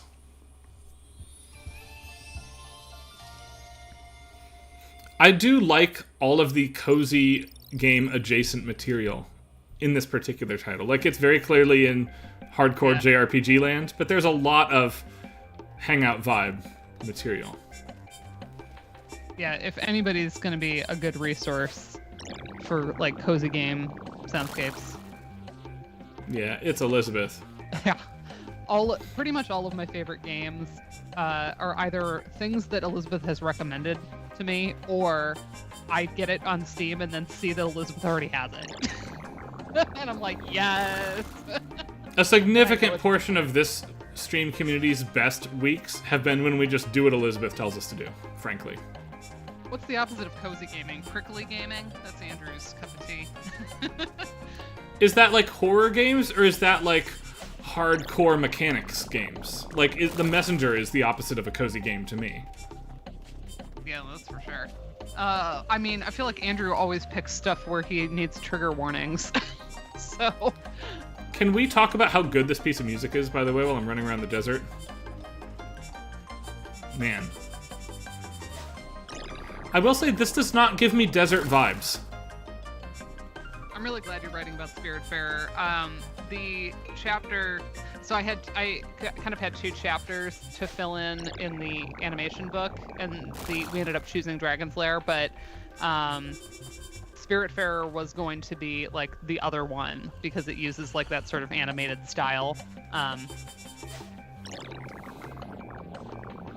a short hike is brilliant. Yeah. Did you ever watch our stream on that? Felt cute. Elizabeth streamed it with us. And didn't Kate like just publish on something relating to that? Maybe.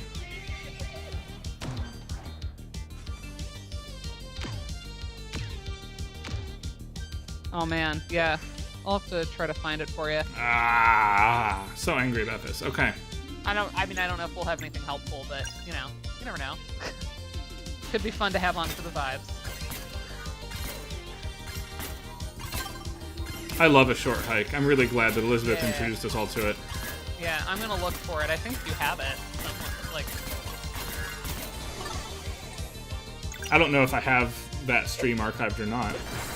I should, though. I wish we do, because it rules. wait, can I search within your upload? You can, right? Yes. I think so.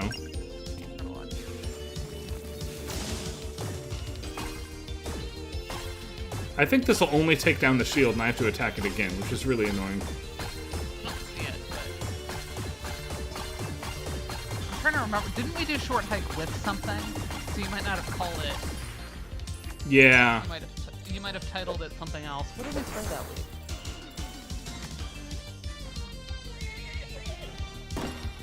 I don't remember.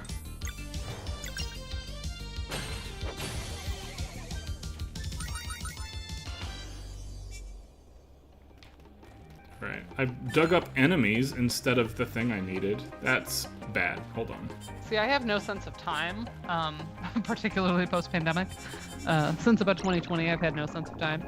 So the question becomes, did we do the Cozy Game Week before the Pixel remasters? I think so, yeah. Yeah?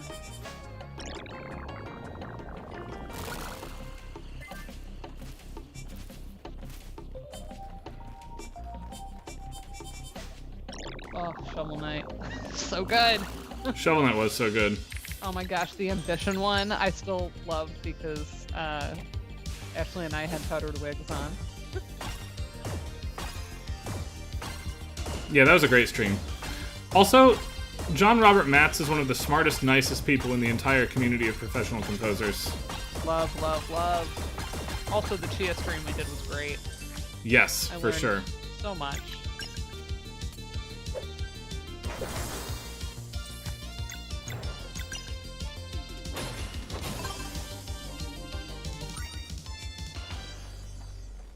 I found our messenger stream. I should send it to Julianne. As proof that she was there, right? Julianne, like, consistently is like, was I there? Like, has Right, no she has memory. no memory of that game at all.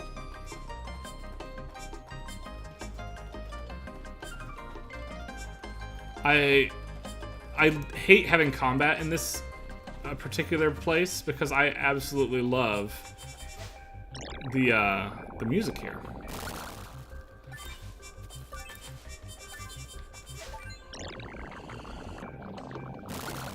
There we go. This way.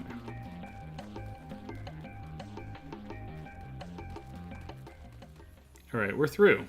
Yes. Okay. It's J Smeg, right? Isn't it? No, it's Music in the Moving Image. Yep. It's the special issue. And it is so you're going on a short hike, sensory awareness, and listening to eco regions in a short hike. Let's see if we can find that. Oh, this track. Yes, this is good. We're just going to listen for a minute. You arrive here and everybody's dead. Which I'm not looking at the moment, but I love this track. So you'll obviously have to get this through your institution, but there is the volume it's in. And honestly, I need to read all of these because I'm a couple issues somebody's behind got to in start the JSMIG. Kudo stream back up, y'all. And I need new things that I can ask people to come talk about. And honestly, this looks like very up my alley.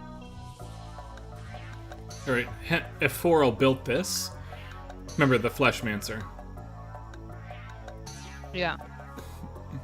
I love how hard we're now leaning into science fiction. Like, you wouldn't believe that this is mostly a Dungeons & Dragons-esque sword and sorcery game, right?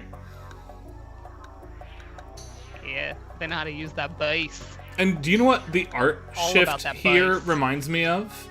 Is if anybody's played the old Quintet games on Super Nintendo.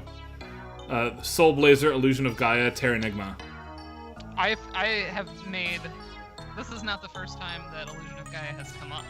In one of the early weeks, I remember... We've never streamed any of those 3 games, and I kind of think we're going to come due for it soon. I really like Illusion of Gaia. I would play that.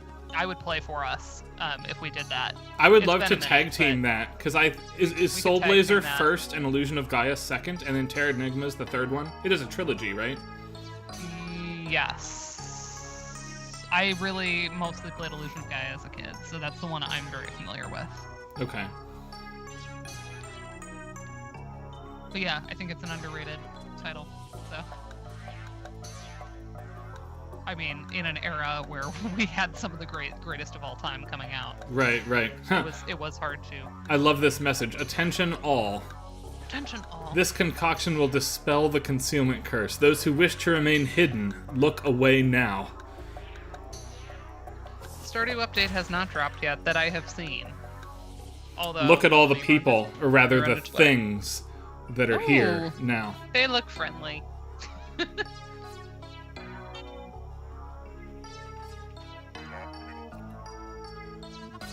What color am I?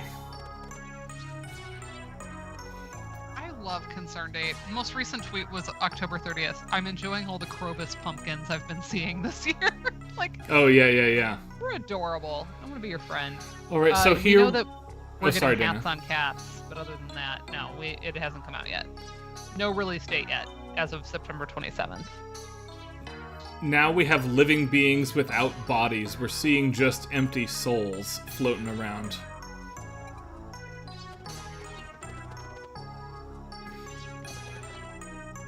Your friend is a coward.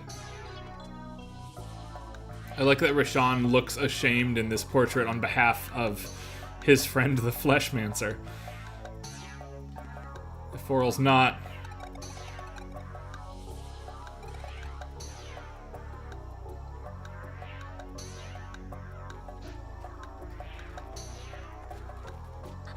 You notice the, what instrument is that? Like the little, like, symbol? It's from Zeal Palace. The Oh, yeah. I know Chrono Trigger way too well, y'all. Like the tiniest things that I'm like able to spot where it is in the Chrono Trigger soundtrack. Yeah. We are Solstice Warriors here. I must have a really good ear for timbre. That must be what it is. I think so. The dead of a forgotten race know many things. Who are you? I'm called Bist.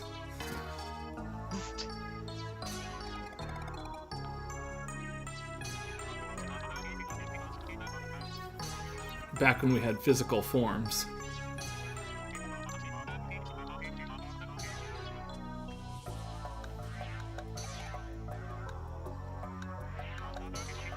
I'm gonna call him Beast, like Beast, for the sake Yeah, of not Beast. having to Makes weird sense. apostrophe every time, so he'll be Beast.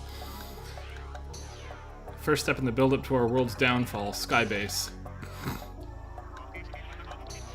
Used to regulate climate and keep our planet lush. It was beautiful. Oh. While I'm looking for other things, I can send our Spiritfarer stream, if that's of use to you. Felt cute. Because I found that on the list. Yep, the Catalyst is the machine creature responsible for taking all the bodies and away from Sarai's people as well, generations after Beast here.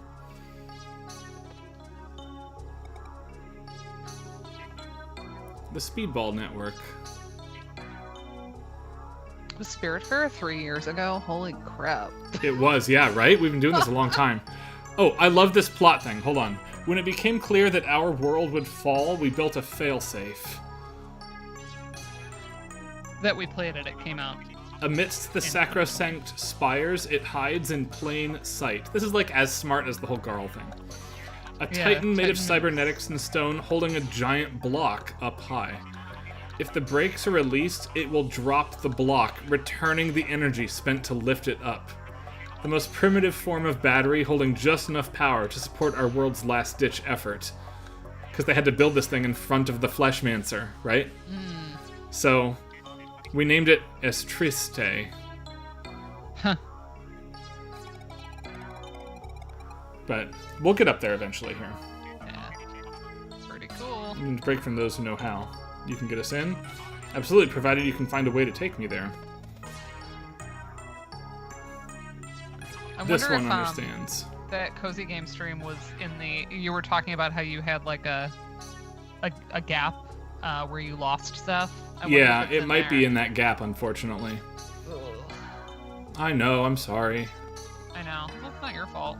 No, it kind of is. I should have learned sooner and faster and did not. Beast and his people are stuck here. This dome is the only thing preventing them from dissipating into nothingness. Oh my gosh, Grimace's birthday was like so fun. Just seeing what we streamed, I'm like, man, that was fun. Right? He also wishes to fight by our side. And truth be told, we could use a 5th character, having lost our 5th character. Thanks, stupid game. Tell me, how good of an alchemist are you? Yeah, it was before the free DLCs. Yep. So technically we could come back and do another week of just the DLCs. I dabble, by the way, in terms of how good of an alchemist are you to Rashawn. Yeah, I dabble. Can you do it? Ooh, little heartbeat moment. Yep, because he's recalling the prophecy made for him. Yep. Right? Living glass.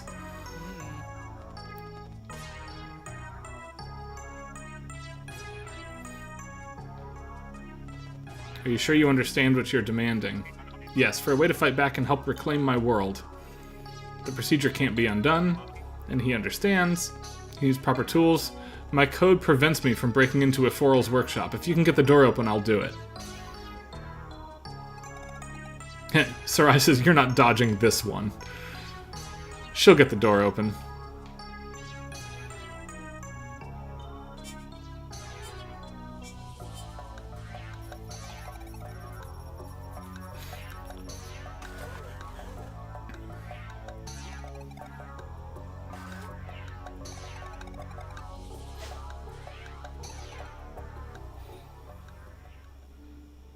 Hooray, waiting. Not really. Waiting sucks.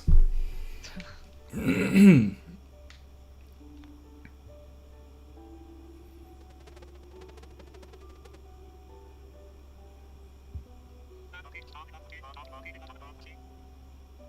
the robot voice. So cute. Yep. Like Robo.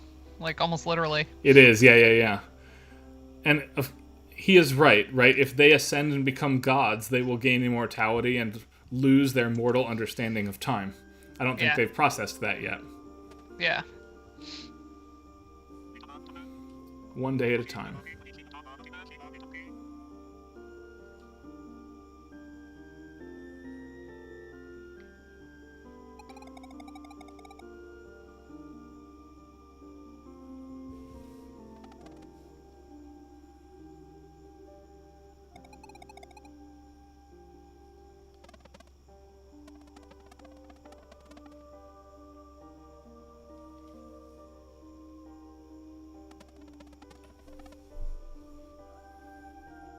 Oof, ain't that true. Mm-hmm.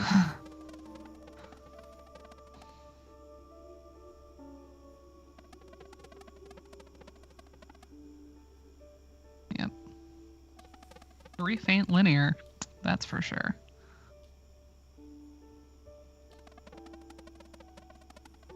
Yeah. And just so you know, Elizabeth, our plan is to do Indiecade wrap up in 2 weeks, right? That's right, because next week there's no stream because of AMS. Yeah. None of our regulars, y'all are... Y'all will be doing I know, sorry, Dana. Oh, it's alright. Got things I can do. But yeah, we're gonna do... Ryan has been aware of the Indiecade stuff, but we're gonna do like a little showcase. Yes, Elizabeth as well, actually. Oh! I forgot, that's right. Elizabeth and who else is ascending? Laura and ascending, oh my gosh. Laura and I are passing the torch to Yes. Elizabeth and Curtis. Right. That's right. That's right. Yes, this has been mentioned to us, but I wasn't making the connection in my head. Yes, you're ascending. Yes, and I will say though, there are 0 people better positioned and qualified to do this Oh yeah, I know. than Like Elizabeth. I was so excited person when to she told me she would join the committee this talk year. about indie game audio, like for real. No, they're ascending into power. That's right, and I really like that the committee now for a full 5 years, and hopefully longer moving forward, has consisted of a core industry person and a core academic Yeah. who kind of meet in the middle to figure out those awards. Yeah. All right, it's now boss time. I just want to, well, get through this dialogue and then fight the boss and win here. This pod, this is where I was kept all those years. Oh, geez. The broken one. Yep. Oh. And this one. There. At long last, you will be avenged. Oh my. The monsters up ahead, make sure you're prepared. What is Indiecade? So, Indiecade is the Sundance Festival for video games, for independently made video games. This celebration of games that are built on some amount of independent funding. And the exact definition of what counts as an indie game as an indie game is purposely left sort of undefined. But for instance, the big studios aren't funding you, right? In the sense that, you know, you're not an employee at Microsoft making Halo, right? You are in some capacity working out of an office or a garage. And lately, Indiecade has trended more towards extremely smaller scale things.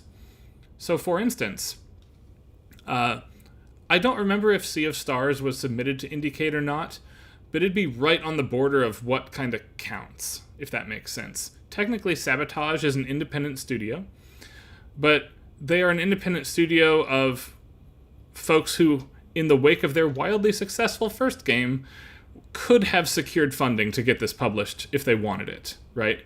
I'm 90% sure that Devolver asked them if they wanted help publishing Sea of Stars, and they politely said they wanted to be a self-publishing studio, right? And Devolver did help publish The Messenger, for what it's worth. Yeah.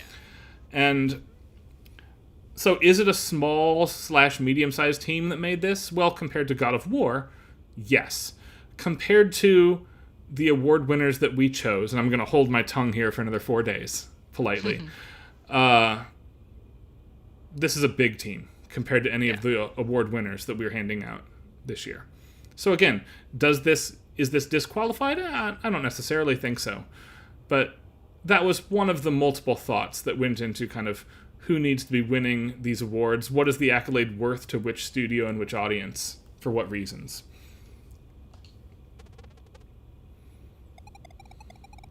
But Elizabeth and I did, along with Laura and Travia and Curtis Dye, did the audio awards. All right, let's fight this ugly thing. Oh, yeah. Oh. Oh, it's like mechanical Medusa. Look Yes, at it is. Hello. Hold on. I'm saying hello to this name and that synth sound. Yeah, the boss theme is good. It's new as well. It's so chiptune-y.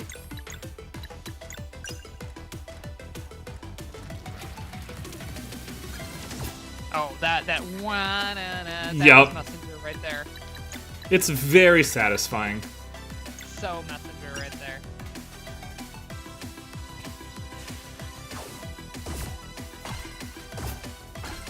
I remember this boss being a long, annoying fight, and I'm hoping New Game Plus mitigates that some.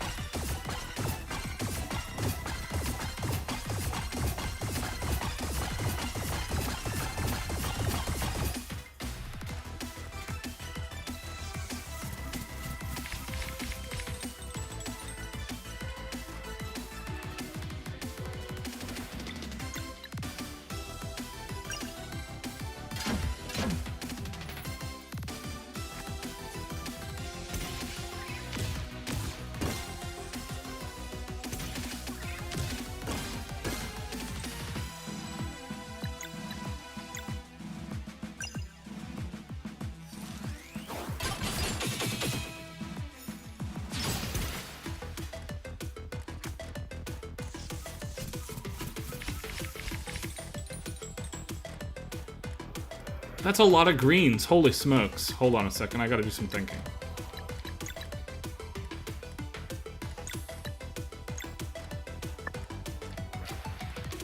I don't have any way to defeat all of those at once. It just can't be done.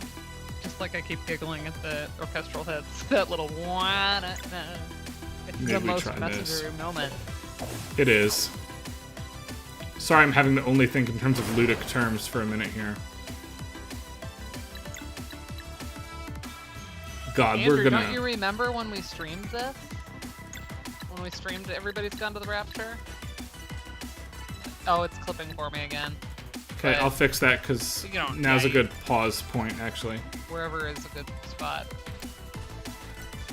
There you go, Dana. There we go. Brilliant, thank you. Yep. I'm just gonna suck it up and do this, I think. Haven't had to use this skill much. The greens heal it, I think, unfortunately. Oh, yeah. So it's gonna just heal all the damage back that I've been doing to it. 3 greens is terrible.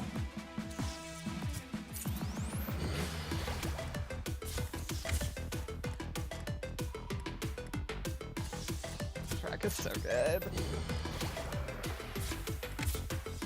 The track is very good.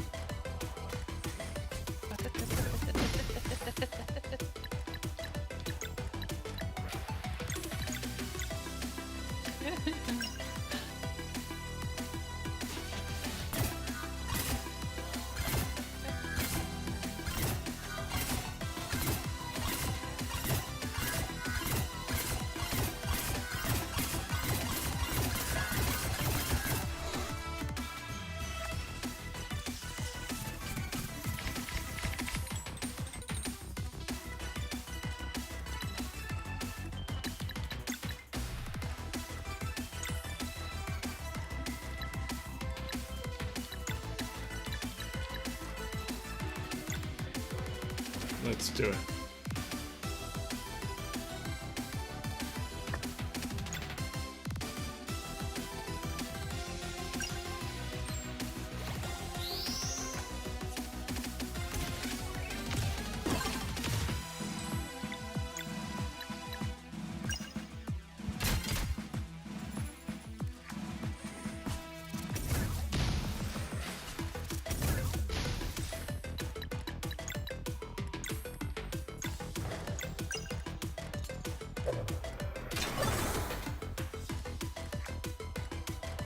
I think that's the bad color.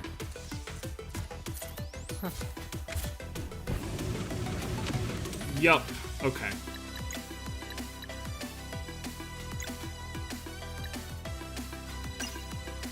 Let's do this.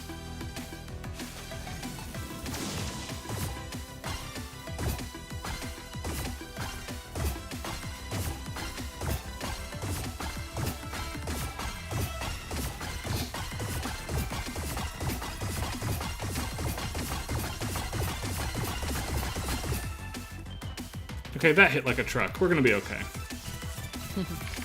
This is the only fight in the game I lost twice. Oh. Here we go. This is our first time seeing this. This is cool. Is it worth Garl dying? I mean, no. But...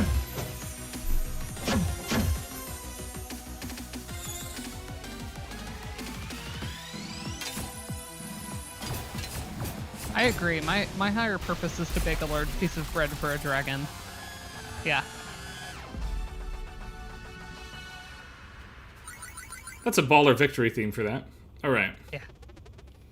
We'll finish this building area, by the way, and then we will call it for the night. Give me like 5 more minutes to get through the next cutscene here. And yeah, the baking bread thing is ideal. Only good things to say about that.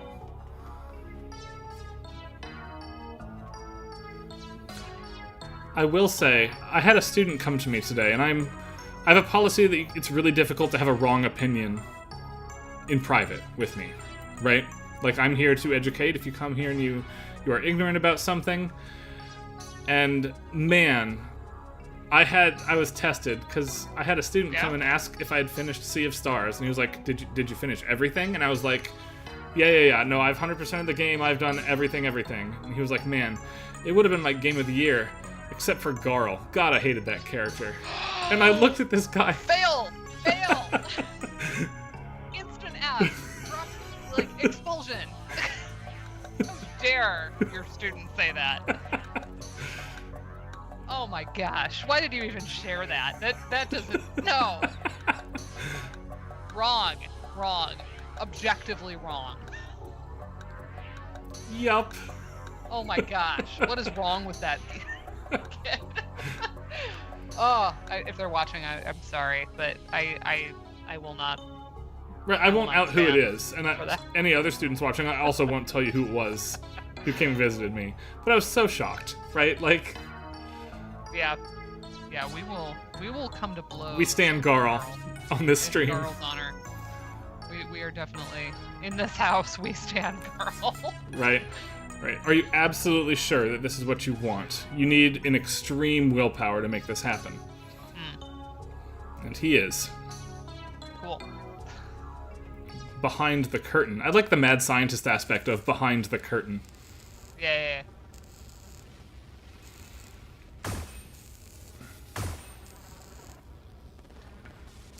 So you will do this for me? Rashawn asks. Of course, but how will I know when it is time? Follow their lead, and remember, only the 3 of you can enter the portal. I understand. That's what happens in Chrono Trigger. If you bring 4 people, you get thrown into the end of time. Yeah, wouldn't want that. That would be pretty wild. Rashawn is already filling the role of cranky old person. Yeah. It worked.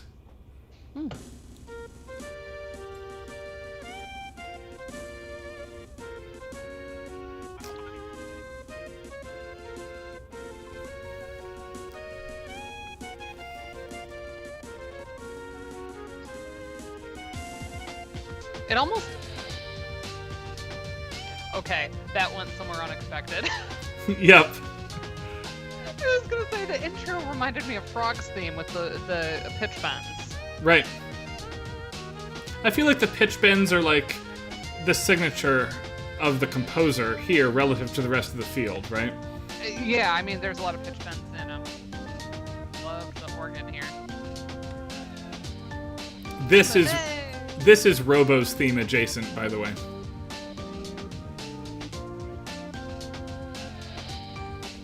You must always have purpose, for this vessel is only as resistant as your will is strong. After we finish this cutscene, I have a request for you. Then I'm invincible. Yeah, we got it. Thank you for giving me physical form again, great alchemist. For centuries, I've longed for the chance to reclaim my world.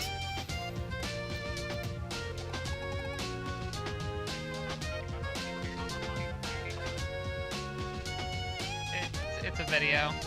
That I'm Okay. gonna replay. Look forward to fighting by your side. So now we're gonna have a 5th character again. And Yeah. from a pure gameplay mechanics perspective, there are a couple ways that Beast is more useful than Garl, because his strikes, if you empower them, will strike for arcane element that's been hard for us to obtain before. And now we can do that more readily without relying on Rashawn's magic. I agree. Felt cute that that was like the best moment with the voices. Gave it that communal, like, we can do it vibe. Fills me with determination. For sure. Yeah. In any case, we have now 3 dungeons to go before... What in the, like, fight the Genova last is guy. this? Did you hear Oh, that this little- new overworld theme? Yeah.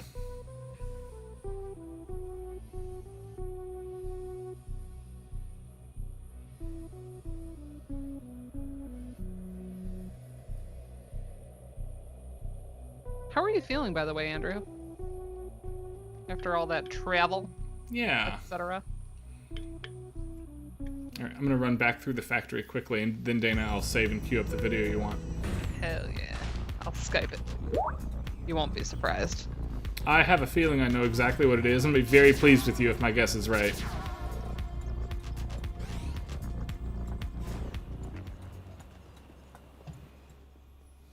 We love a good quick romp through an old area, by the way. This mirrors the cave outside of Mooncradle.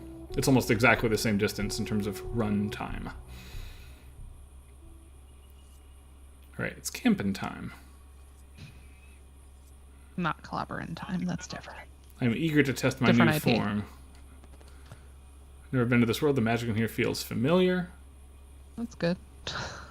So it's nice having him around. I love that Sarai just sharpens the knife and you can hear it. The Yeah. northwest corner of the map. Well, we'll do that next time. Nice detail. For now. Cult of the Birdmen will be next.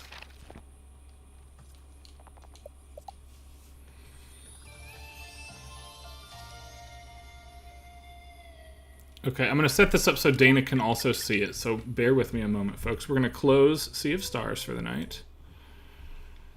We are 2 dungeons and the final gauntlet away, again, from the credits.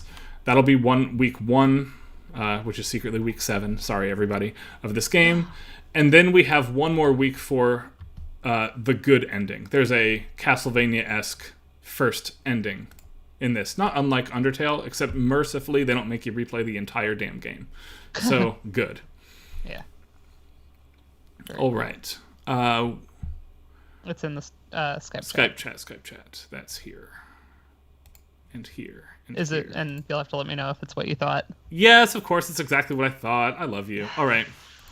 Because we were talking about Chrono Trigger. Yes. I know you. And Robo specifically. Yeah, hold on. Let me mute this tab while I set it up, because I want to share it with you so you can also participate in the fun here. So I'll share to you first, Dana. And then While share to Ryan the is sharing, others. funny story, Andrew. So we were exposed again through a family member, but so far we aren't showing any signs of being sick. So that's good. I think we're doing good. Dana, are you seeing the thing? I am. Are you still seeing it? Yeah. Oh, good. Stream isn't seeing it yet, but No, the stream is not seeing it. I wanted to make sure you were squared away first here. just because how often do we have an excuse to play this particular greatest video ever? Right. Not that often. Oh man. All right. And this way it's right at the end, so if you want to chop it off for YouTube so it doesn't get like struck, I don't know if it'll cause an issue. No, I don't think it probably will. Here we go, friends. If you don't know this, you're welcome. It's fantastic. I love this.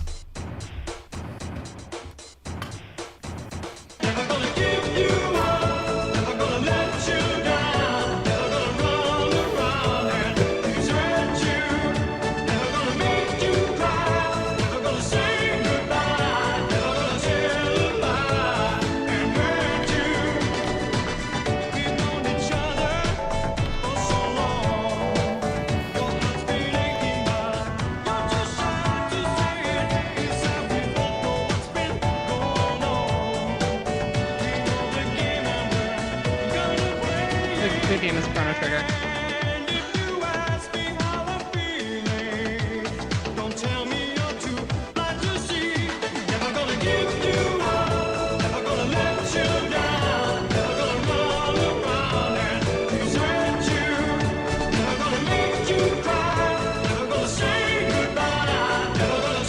Oh yeah, Anthony and Dennis music. I would have bet $100 that this was the video that Dana had sent me.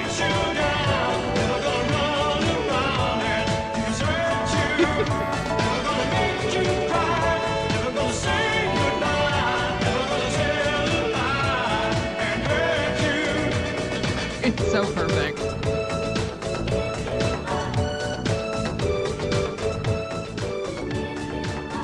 I mean, it could not be more perfect. Yeah, it's tremendous. A fantastic mashup. It's like it's up there in like my greatest of all time. What's the other one I'm thinking? It's not Chrono Trigger. It's the Kirby Snoop Dogg one. That's the other one that was like way up there. Yes. Do you know the one I'm talking about? I do. It is also excellent. We'll have to... But that one's not blending. I mean, it's blending the rap. Right. But I don't musically, remember... it doesn't line up as neatly. It's just a fun juxtaposition, right? Yeah. And that one is Drop It Like It's Hot with what Kirby track is that? It's the Gourmet Race, isn't it? The Gourmet Race, yeah. Dun, dun, ba, ba, ba. Yeah. That one's really funny. But this one was relevant. And I'm pretty sure we watched it or at least talked about it when we streamed Chrono Trigger, but that was one of our very first streams. Right. So I'm excited to get a Chrono chance to play Trigger it is again. one of 2 games that are on our radar to redo yet, because But the it'd be stream really quality nice was if they so would pixel poor remaster it. 6 years ago. I keep hoping that we get a remastered Chrono Trigger, but game 3 we ever did is getting a remaster this month. Yes. And I don't know that we're going to do it in full, because after Sea of Stars, usually we take a break from like 10-week projects after one. We usually do like one of these length games a year, right? Yeah. But we're going to do time, 1 week on Super Mario RPG for Yes. sure. Super Mario RPG. I mean, we would at least want to get through some of our favorite tracks. So maybe a few weeks. Yeah. Because I'd want to hear Sad Song. I'd want to hear Mushroom. I want to hear the Beware the Rosetown like Forest Homecoming Mushrooms. Parades track. Yeah. I really want to hear Beware the Forest Mushrooms. That's like number 1 on my list. Yeah. We might have the patience to do 2 weeks, 3 weeks on as, that. like the Pirate Town that has the like creepy track, because I like that one. But Yeah. I suspect what we might end up doing is doing 1 week and go through the end of Rosetown, because I think that's a 1 week stream, assuming the game is the same, right? And then you could play ahead a little And then bit I'll play ahead off stream. And to get through like the Booster Hill and stuff. Yeah.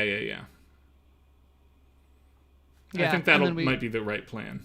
Yeah. I don't know what's coming up for us in December yet, for what it's worth. Well, as usual, we're still figuring that out.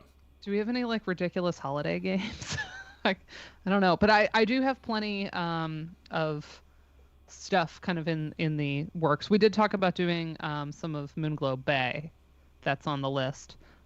Yeah, I mean, we're probably going to be every other week, though, until December, because I suspect there is one Thanksgiving we all streamed, but usually we don't. We could always stream on the Friday. We probably could. And then, instead of doing Thursday that week. Right. It depends on what everybody's, like, if everybody has travel plans or whatnot. Oh my god, Ryan. And what? How did I not see this update? Do you know what the new Power Wash Simulator DLC is? No. It's Back to the Future! Okay, so that's what we're gonna do sometime before the end of the year. That's amazing. And again, Power Wash Simulator is more a hang out and talk about the water sounding nice. There's no music. Right, it's just hang out and vibe with us. It's just fun. For a couple hours. Oh my gosh, I just opened Steam to see like what I had kind of in my docket. Nice. And that was like loaded up as a what's new. I was like, oh my god. The other game, I'll be covering some of it at my AMS After Dark talk, but the stream needs to see Super Mario Wonder for one day. Yeah, we wanted to do a little bit of that. Honestly, we could like 1 day's worth of playing, or where we do that and then jump into RPG. I think I want to do 2 stages from Wonder to show the new mechanics and the cool musical stages for our musical adjacent friends, and then jump into Mario RPG. That sounds like a good way to do that. In any case, we definitely have some good ones. And I have a really if we're gonna do Power Wash Simulator, I have a couple other let's call them shitpost adjacent games that I kind of rediscovered that would be really fun to do. We're about due for a big Shenana Gaming evening. Let's figure this out. Yeah. All right, sometime before the end of the year, team. Dana's just gonna dunk on us all. It'll be fantastic. Which I did recently with like Donut County, and that ended up being amazing. So yes, because I was like, oh, it's like Katamari or Placid Plastic Duck Simulator. Like this will have that energy. Yep. Because we know. Although nothing will ever beat my reaction to Frog Fractions the first time. Like y'all really took me on a journey with that Yes, game. knocked you right off the treadmill, as it were. To coin a phrase, it knocked me right off the treadmill. I refuse to let that go. That's the new thing on this stream. It is. That is our phrase. Yeah, so exciting things coming up, and next week is AMS, right? Next week's AMS, and then the week after that is Indiecade, and then we have 2 weeks left of Sea of Stars, which is worth the 2 weeks, is all I'm going to say. Cool. It's very good. And Yeah. then we'll move on to other things, especially Mario RPG.